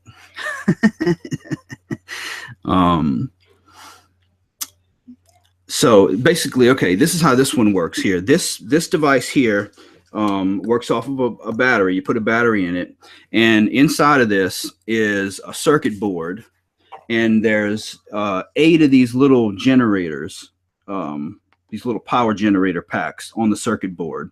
They're in like this, 2, 2, 2, 2, and 2. Now, the reason this is a vortex is because when you turn it on, I'm not going to turn it on this close to the computer because might mess my hard drive up. But when you turn it on, it creates, it powers these up in sequence to make them go around in a circle. And this switch right here is counterclockwise and clockwise. So this switches which direction the swirl, the circular motion goes. So and then this rate right here, this is how fast and how strong the field spins. So it powers those little generators up in a circular motion to make a swirl, a vortex of magnetic field. So that's why it's called an EM vortex. Now, these are great. These are freaking awesome. I've gotten some, I mean, just killer results from these. The spirits seem to be able to use the energy that this produces, and I've had great things happen with it. Another thing that's great about these EM pumps here, the ones that work off of the little generator packs, is they're completely silent. They make no noise whatsoever. Dead silent, no sound whatsoever. So you can use these when you're doing an an EVP session, or if you got your video camera running, you can set them on the ground. I've done tons of different things with them. One hospital that I investigated, I had a camera set up, a night vision camera, and I had it was in the NIC. No, was it the NICU? It was in either the NICU or the prenatal section of what used to be that in that hospital. And I set a ball and a teddy bear, and then I set these two, one on each side, and I had this one swirling that way and this one swirling this way, and I had a camera set up shooting on that, and I left it shoot for 2 or 3 hours like that, and caught some crazy stuff. The ball wound up moving, and I'll have to show you all that footage later. But yeah, these are great. These are really good. Now, yeah, I'm about to get into that right now. Necro. Now, the next type, and this is probably the most common type you'll see, is, and anybody can build one like this. These are super simple to build. You take a little Radio Shack project box or any little project box you want like this, and then you can power them off of a 2 AA's or 9-volt, or depending on what type of motor you use. Now this is one that I was tinkering with several years ago, and I took it apart because I want y'all to see what's in it. Now, let me switch cameras real quick so I can zoom in for you guys. All right. Now, inside of this one's not, the guts are all taken out of it, but you'll be able to see basically what I'm trying to show y'all. Come on, camera, focus. Focus, Danielson. There we go. All right. Basically, inside of this, what you have is you've got a little motor. You've got a small motor.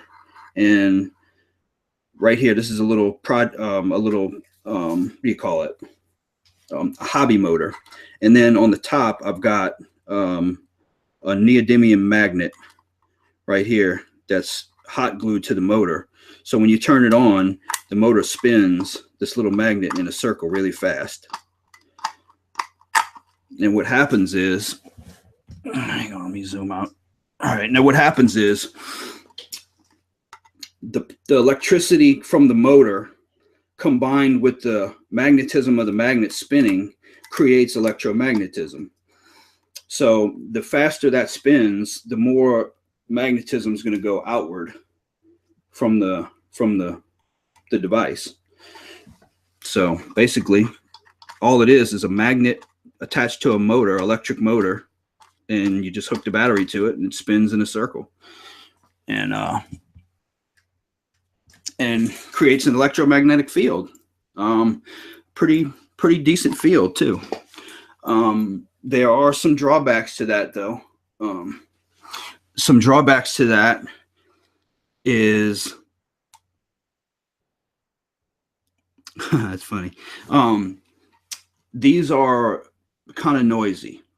When you turn it on, you can hear the motor spinning, and depending on how balanced you have the magnet in there, if the magnet's not balanced like really good in the center, if it's off balance, it'll make the whole thing kind of shake, and there's all kinds of different things you can do to them to make them not vibrate as much. I mean, I've seen people fill these with what do you call that foam? The foam that comes in a can. You spray it in the, what do you call that stuff, guys? That foam. It's like in a can, and you spray it in there, and it puffs out, and God, great stuff or something like that. I can't think of what it's called, but I've seen people fill these with that. I've seen people take the magnets themselves and cut them into a little circular, like a pencil eraser shape, and then stack them one on top of the other to make like a straight, like little, kind of like a little shaft of magnets to where they spin quieter. Yeah, spray foam. I've seen them put that, fill it with hot glue.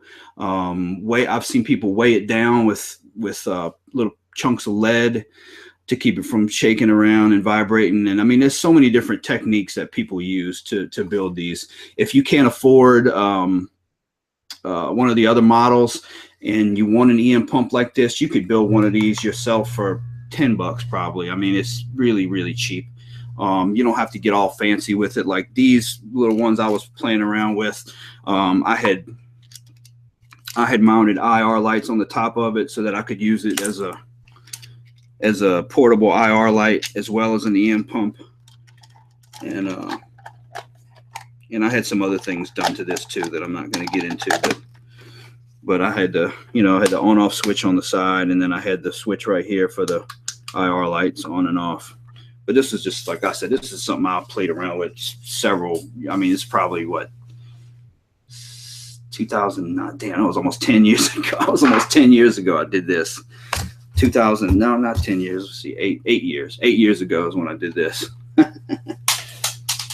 Boy, a lot of things have changed since then. So yeah, if you want to, build one, heck, you can, like I said, you can build one for like $10. But there are drawbacks. There are drawbacks to different type. The type that does not make the noise is obviously my preferred type, because you have more control over the frequency of the magnetism. See, the EM pumps that Bill Chappell makes, they produce a wide range of EM frequencies. The problem with the spinning magnet versions is you're only getting one frequency constant of magnetism coming out of it, no matter how powerful or not powerful it is. You're still getting one frequency. The newer ones that he puts out, when you turn it on, it cycles through multiple frequencies of EM field. So if, you know, we don't know what spirits like and don't like, I mean, specifically, unless, you know, they tell us what, you know, sometimes in sessions. But so with his pumps and with those types of pumps or EM generators, if a spirit were to only be able to utilize this little portion of an EM field, then his pump obviously is going to eventually hit that part that they like, and they'd be able to use it. So I think that you have more of a chance for spirits able to use the circuit board or solid state variety than the other one, you know. But like I said, that's all this is subjective, and you know, I would encourage you guys to experiment with both types, use them both, and try and run them during your sessions, and see what works best for you, because ultimately the best piece of gear is the one that works for you. So now I have a cool experiment that I'm going to set up in a second, but basically what the EM pumps are designed to do is they're designed to give the spirits energy to utilize for, we hope, communicating with us, or manifesting and giving us a visual presentation of them.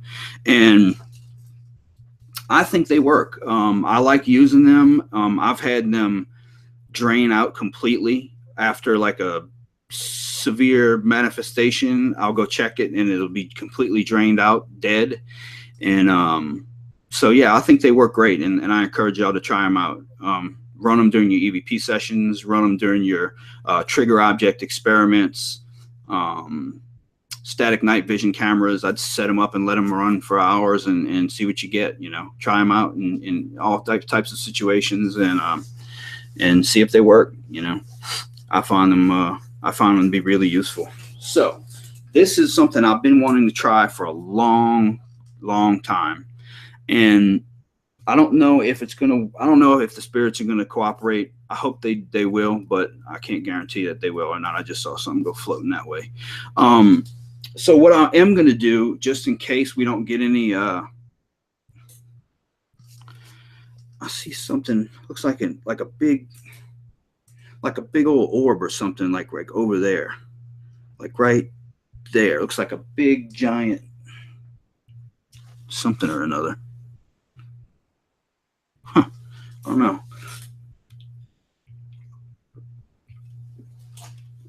I'm going to turn on the SLS camera, and a lot of times when I run the SLS camera, if when I get a spirit to show up, the spirit will go straight for an energy source almost every time. They'll go right to wherever I have an energy source.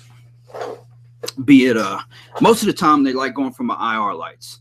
Like if I have an IR light sitting there, they'll show up on the SLS and they'll go pew, right to the IR light, and then you'll see them touch it, and then the next thing you know, it goes out and the battery's drained, and then they hopping around the screen for like 5 extra minutes, and then they, you know, before they disappear. Sometimes if I don't have any energy sources there, as a matter of fact, 9 times out of 10, if they'll pop up and they have no energy source, they'll just disappear in like a minute, you know, or 30 seconds or 45 seconds or something like that. So this is what the experiment's going to be. I'm going to set up over there on the floor several types of energy sources. I'm going to set up an EM pump, the EM vortex. I'm going to set up just a plain battery, 9-volt battery with a little test strip on it. I'm going to set up a plug-in device to plug into the wall guitar pedal. And then I'm going to set up an IR light next to that, and a digital recorder next to that, and one more thing I think a camera. I think I'm going to set a little camera up next to that. So I'm going to have all those energy sources, battery powered, plug-in powered, different devices, and just a plain battery sitting on the ground. And then I'm going to shoot the SLS camera over there, and I'm going to see if the spirits can manifest on the SLS camera, and we're going to see which object that they prefer to go to get energy from the most. So maybe they'll appear and go straight for the EM pump. Then we know they like EM pumps. Or maybe they'll appear and go straight for the battery. Who knows? I've always wanted to try this, and I've never tried it yet. So we're going to see if we can figure out which power source the spirits like the best, if we can get them to cooperate. So what I'll do as well, while that's going on, I'll run my digital recorder, and we'll do some EVP sessions while I'm doing that, in case that I can't get any spirits to show up on it. At least I'll, catch some EVPs for y'all, hopefully, and we'll get that going. So let me grab my energy sources. We're going to take the EM vortexes. Here, I'm going to switch cameras so y'all can see me setting up. Let me switch over to my Sony camera, and we're going to do this next section also in night vision. Let's see. All right, let me put this in I'm going to go ahead on the ground over there, kind of zoom in right here, and let me go ahead and turn these lights out and cut these IR lights on. We'll do this next section in infrared. All right, have that one on. And let me cut this off. All right. And let me turn this IR light on. All right. It's pitch black in here to me, but y'all can see this is an infrared light. Let me back up the zoom a little bit. And move this out the way. That's my seat. All right. So let me find my flashlight, and we'll be good to go.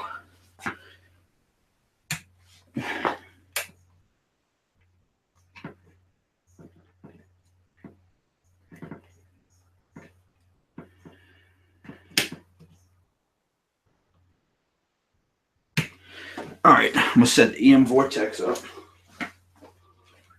right here. All right, then I've got, actually, you know what? Here, let me put my microphone on Omni so y'all can hear all around better. All right, y'all might hear that hum again, but I want to make sure y'all can hear me over here. So then I'm going to take, I've got a plug-in device here. I've got a power strip, and I'm going to plug in a guitar pedal. I'm going to plug in a guitar pedal to that.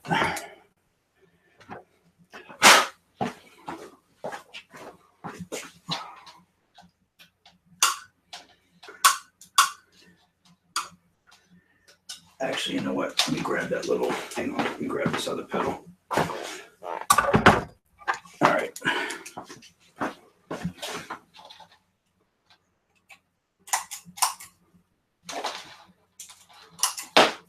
All right. So we got an EM pump here. We got a guitar pedal. Then I'm gonna grab just a plain 9-volt battery, which I have in here somewhere. There it is. Okay, I've got a just a plain 9-volt battery with a test strip, so that we can, if they go to, if the spirits touch this battery, we can test it after and see if it drained out. So, battery with test strip. Then we'll put an IR light, which they seem to love. I just had it. See, this is the thing. I put these things right where I'm going to need them before the show, and then And then during the show, I can't find them. All right, I got this IR light right here. It's just a little Sony IR light right here. So go ahead and set that on the ground here. All right, Sony IR light. And then we're going to put the railroad spike. Now this is going to be a 2 thing, because by the railroad spike, I'm going to put the other vortex to see if we can charge it up, which is probably not a good idea, but it'll be cool. It'll be cool for y'all if something shows up. Okay, now let me get one more thing. I want to put a camera here. I'll put this GoPro camera, and I'm going to put a GoPro camera.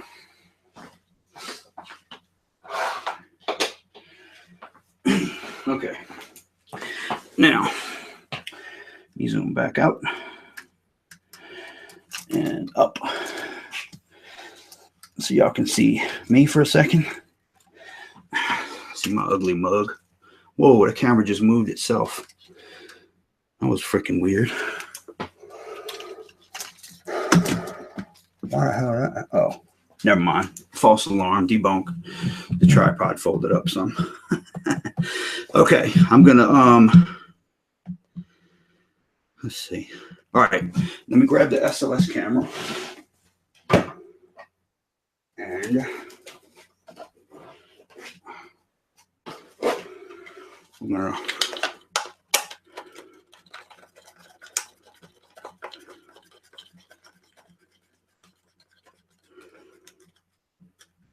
all right.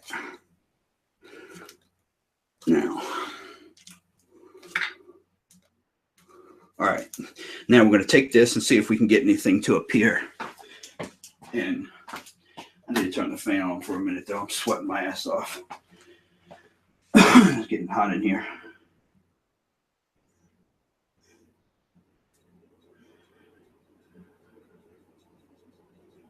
All right, there we go. All right. Let me turn this IR light off for a second here. That's too bright. All right, there we go. All right, let's see.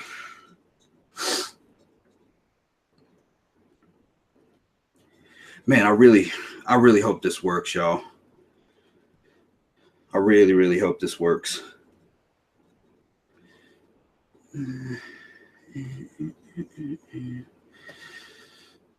Okay. Yeah, I had to get to. Okay, this should work. All right, let me invite myself into the stream.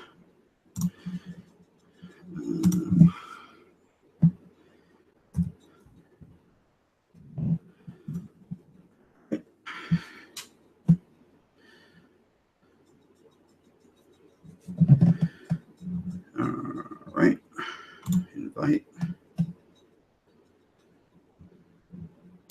Okay, and there it is. All right, I got it. All right, we're good to go now. Sweet. Very nice. All right, join. All right, I'm in. Now, I know y'all probably can't. You know what? I may need to Google is messed up because Google I don't know if y'all can see the other screen. Google makes you have 3 people in a stream before you can see the little boxes at the bottom with the people in it. They were supposed to change that not recently. Well, that's what the tech people said, but I don't think they did. Right now at the bottom of the screen, can y'all see the SLS camera in there too, or can you just see me on the screen?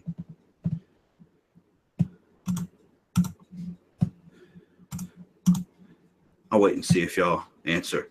If y'all can see the SLS camera at the bottom, the little box at the bottom, or can you just see just me here on the screen?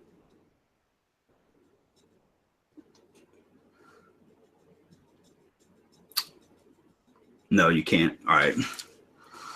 All right. What I'm going to do is when I log this in, I'm going to lock it on this so that we can just see this then. Okay. All right. That'll work. Let me go ahead and plug this in, and then we shall screen share off of this. And then let me grab my digital recorder too, so that we can do some EVPs as well. All right.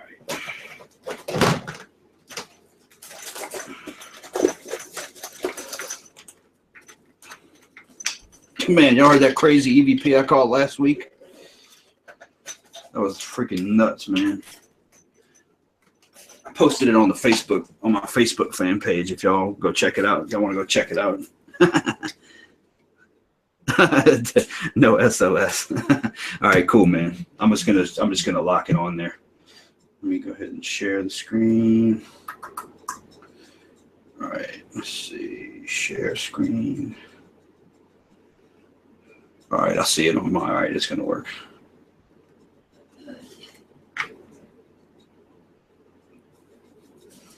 Okay. Turn the volume down though. All right, good.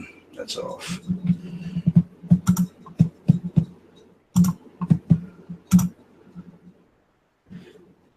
Okay, y'all should be able to see the SLS camera now.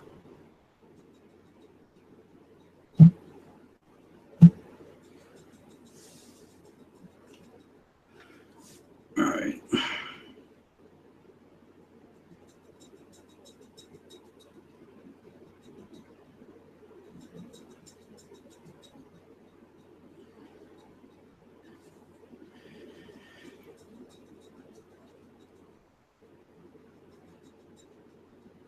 Okay. All right. Y'all see the SLS? All right, cool. All right. Over there on the ground is, oh shit, hang on, let me move this out the way. And I'm just going to blow this up really big so we can see a wide view. All right, over there on the ground are the artifacts. The not artifacts, but one of them's an artifact. I got to go turn that EM pump on, both the EM pumps on. So what's it say? Well, he was on an accident. Everything that's on the ground over there is an energy source, but they're all different. Some are DC, some are AC, some are raw power sources, other are static, not static, solid state electrical devices. So let me turn these two pumps on really quickly, and then we'll see if we can get them to up here. Turn that on. Turn that on.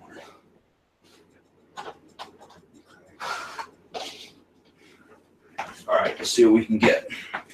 And let me take a sip of my drink.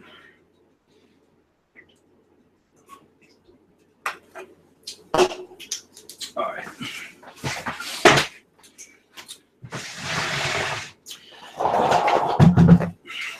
All right.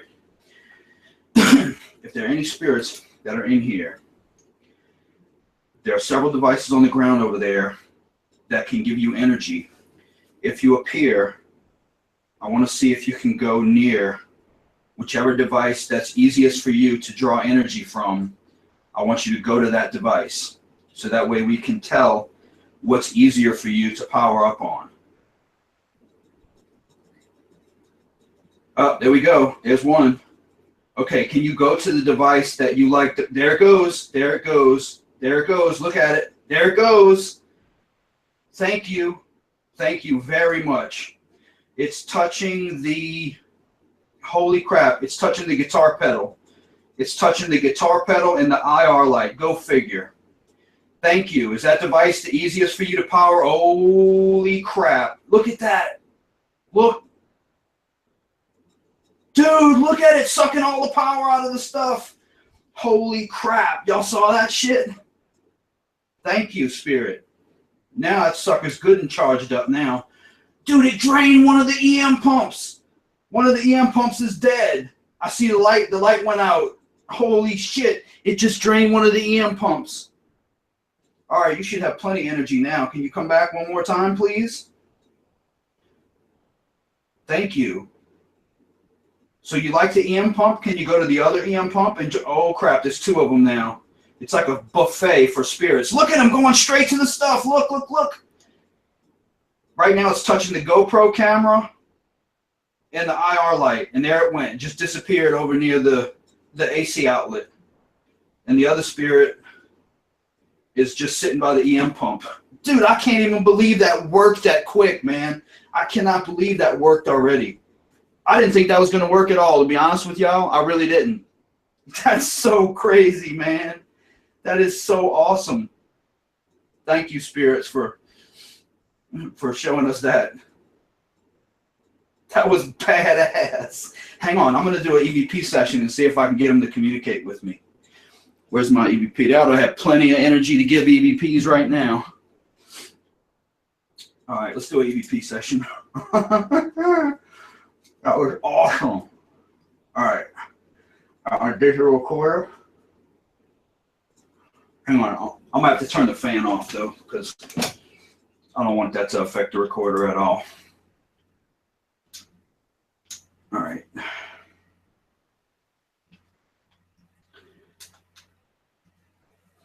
All right. To the spirits that just powered up off those devices, can you come tell me into the recorder which device it was that you liked the best?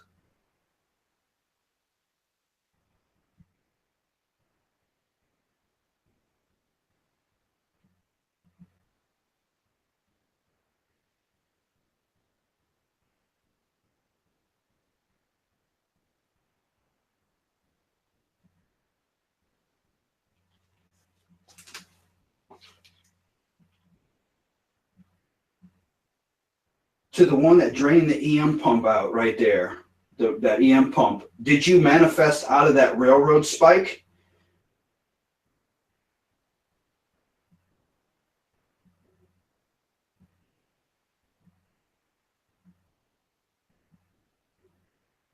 All right, I just heard a weird noise. Let that, I'm marking that right now. I just heard a strange noise with my own ears.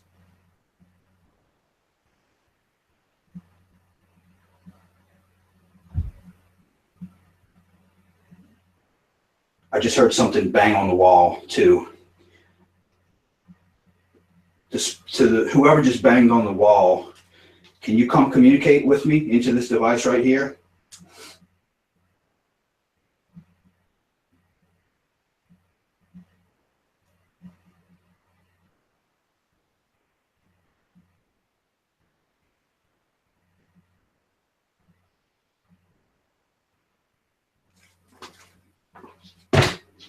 I just ran into something that was me. All right, let's check the recorder.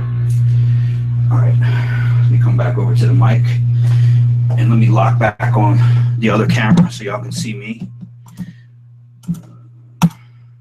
Okay, here's me. All right, let's play that back. All right, to the spirits that just powered up off those devices, can you come tell me into the recorder which device it was that you liked the best? Whoa. Okay. That was a bark. That was a barking dog. It went roar, roar, roar, roar, roar. To the one that drained the EM pump out. Right? Hang on.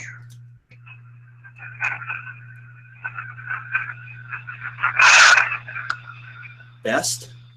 Hang on. It best. It best. Right there.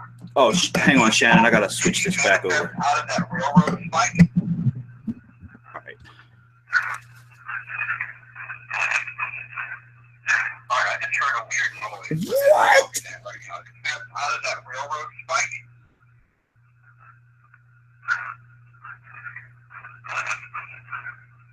All right, I just heard a weird noise.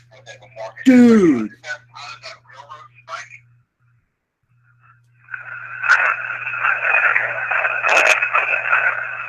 All right, I just heard. I came from that. I came from that.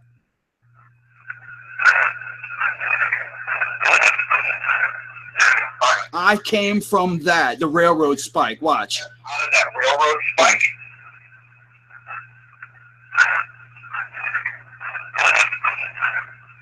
Alright, I just heard a weird noise. Fucking but they're rain, walking in dude. right now. I just heard a strange noise in my own ear. Holy shit. Hang on, I gotta pause that shit. Maddie, did you fucking hear that, dude? Did you hear that, Maddie, bro? It came out of the railroad spike, bro. Watch, I'm gonna play it again. I can't get enough of this, dude. I came from that. Railroad spike.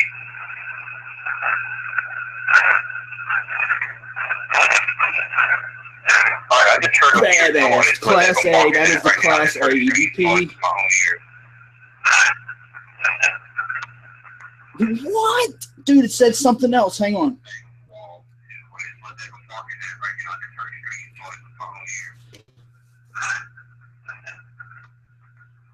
It mocked me. It said the same thing I said.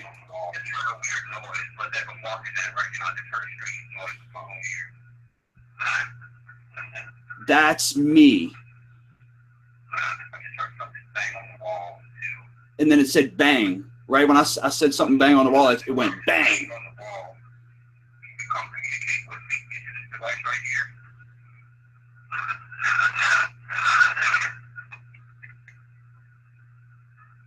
I'm not coming. It said, I'm not coming.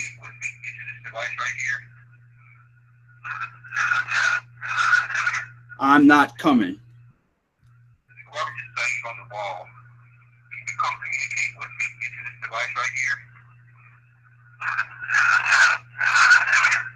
I'm still not coming. That's what it said. I'm still not coming. Watch. Watch.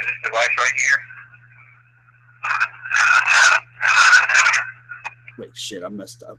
Hang on. Whoever just banged on the wall, can you come communicate with me into this device right here?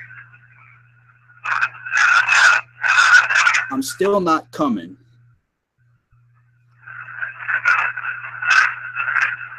It's Patrick. It's Patrick. I'm still not coming. Now watch, it says Patrick. It's Patrick. It's Patrick. It's Patrick. Watch. Right here. Right here.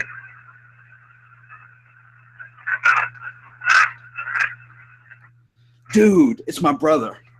It's my brother. It's my brother. It's my brother's spirit. That's his voice. That's his voice, dude. That's my brother. That's my fucking brother. That's my brother.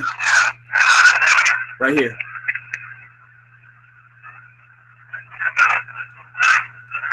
That's my brother. Dude, that's my freaking brother. Dude, that is... Oh, man. That hits me in the boo-boo. Hang on, I gotta set that down for a minute. Dude. And it just got really, really, really cool in here all of a sudden. Hang on. Hang on, hang on. Let me switch to the wide camera real quickly. Okay, let me switch to this wide camera. And hang on, I want to do a... hang on, let me turn these two off. So, I think we all can agree that the two EM vortexes I think they worked. They powered up whatever was in that spike that Matt sent me and gave it enough energy to not only show itself on here to suck the energy out, but tell us that it was from the spike on the EVP. So I think that would be a resounding success. Oh, my back's starting to hurt. All right. I forgot what I was even about to do, man. That's got me, that tripped me the fuck out, y'all. Pardon my language, but all right, hang on. I'm going to do a quick EMF sweep. Let me grab my millimeter.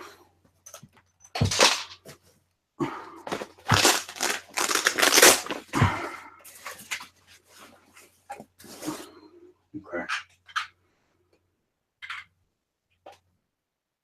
All right, let me grab my millimeter really quickly.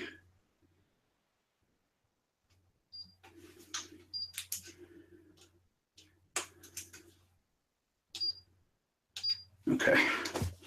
All right. I'm going to do a quick sweep with the millimeter.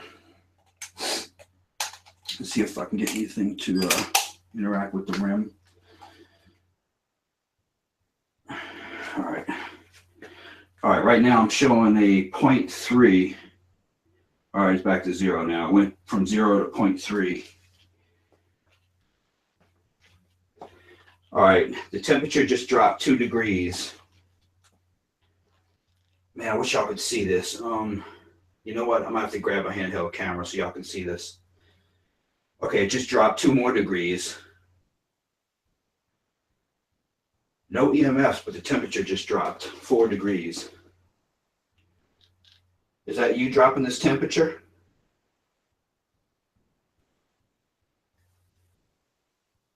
Can you set this RAM off?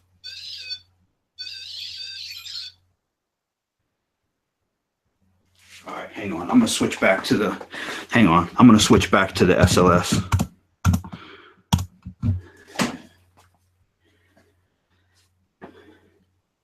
Okay, can you show yourself one more time? I know you got enough energy. You sucked all that pump dry. Hang on, let me turn the other pump back on. You see, this one's the one that's still got power, I think. This one, yeah. There we go. All right, that one still got power. Actually, you know what I'm going to do too in a second, guys, is because that first spirit that showed up was dancing on top of that 9-volt battery. So, and that 9-volt battery was brand new, fresh out the pack. So what I'm going to do in a minute here is I'm going to turn this SLS off, and I'm going to grab that battery, and we're going to test it real quick and see if it actually took the energy out of it. I just want to see if anything else wants to show up real quick while I got this on. Not getting any no EMF spikes yet, but I'm getting one now. Yeah, I'm getting a spike now. I think something's trying to come through. It feels hot in here though all of a sudden. The temperature went up 2 degrees, 72.8 now. Can you manifest yourself again for us?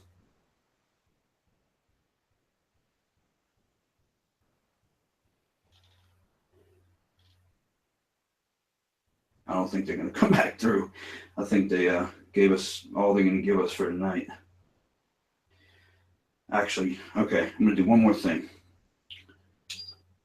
Let me go ahead and, all right, I'm going to cut this smell off because they're not giving me anything on the smell meter. I'm going to set up one device over there. All right.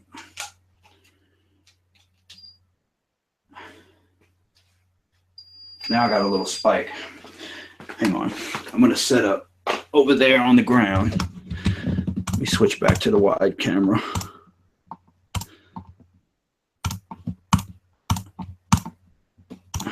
Okay. What I'm going to do is on the ground over there, I'm going to set up a, while we check this battery. All right. And I want to check to see if the battery drained out at all. Let me turn all this stuff off. And I want to grab, I'm going to grab my PX device. I'm going to grab the version 1 PX device, and I'm going to set it on the ground over there and see if anything comes through, if it can speak to us through this while we're checking the battery and closing. So we're going to go check this out and leave it over there. Okay, so let's grab the battery and the tester.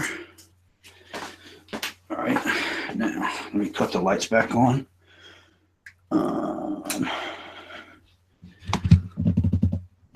Let's see, we go back to the wide camera. And let me cut all these IR lights off. All right.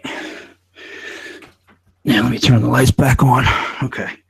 Now, what I'm going to do is, dude, I can't get over those EVPs, y'all.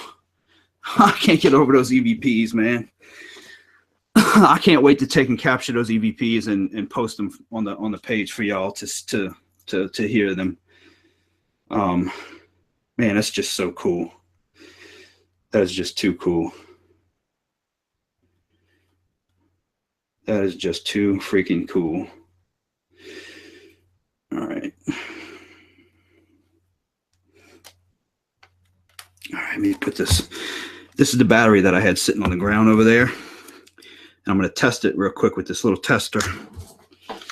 And we're going to see if the spirit drained any of it out. I think it probably did because it was dancing on top of it for a minute. This is crazy. This is awesome, man. I'm so happy they came through just now, man. Oh, I'm so happy. Thank you guys so much for coming through. All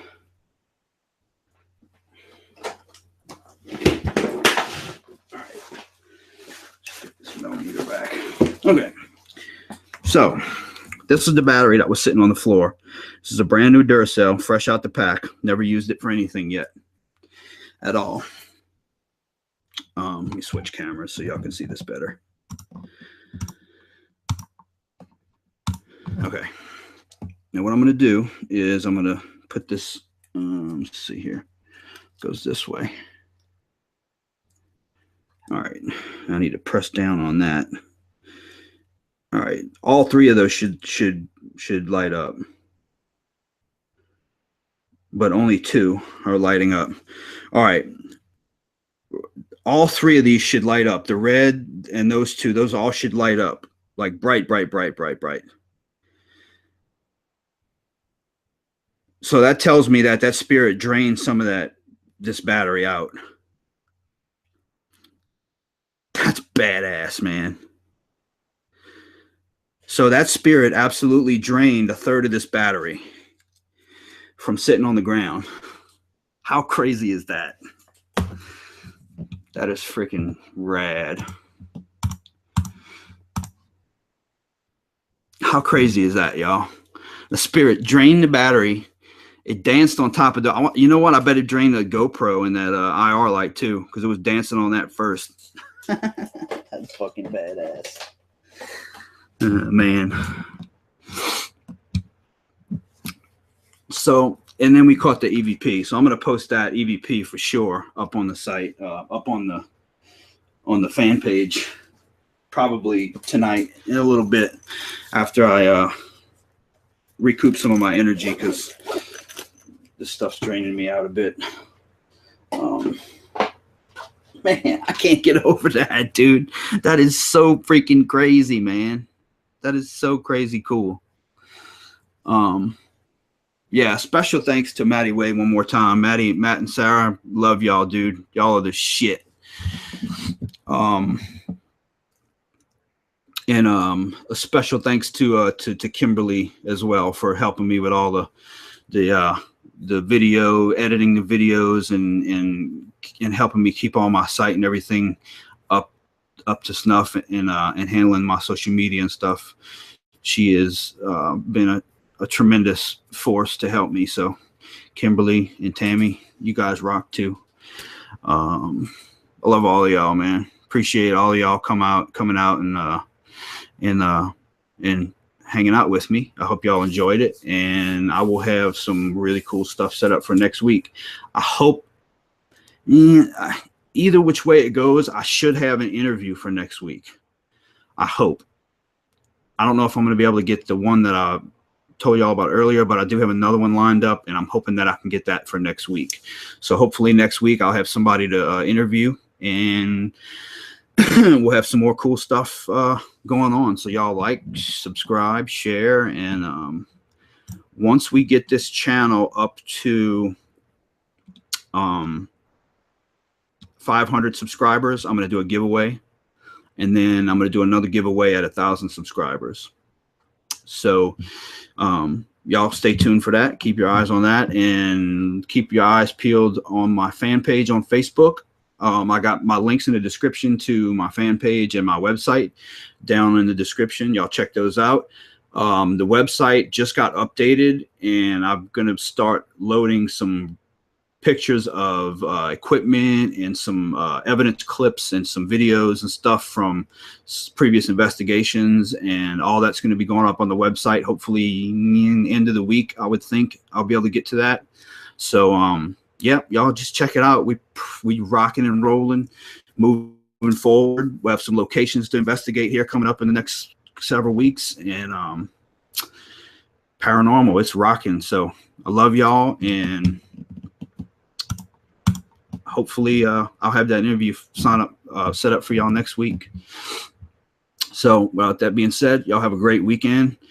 Thanks for coming, and see y'all next week, and maybe during the week on the page. So love and light.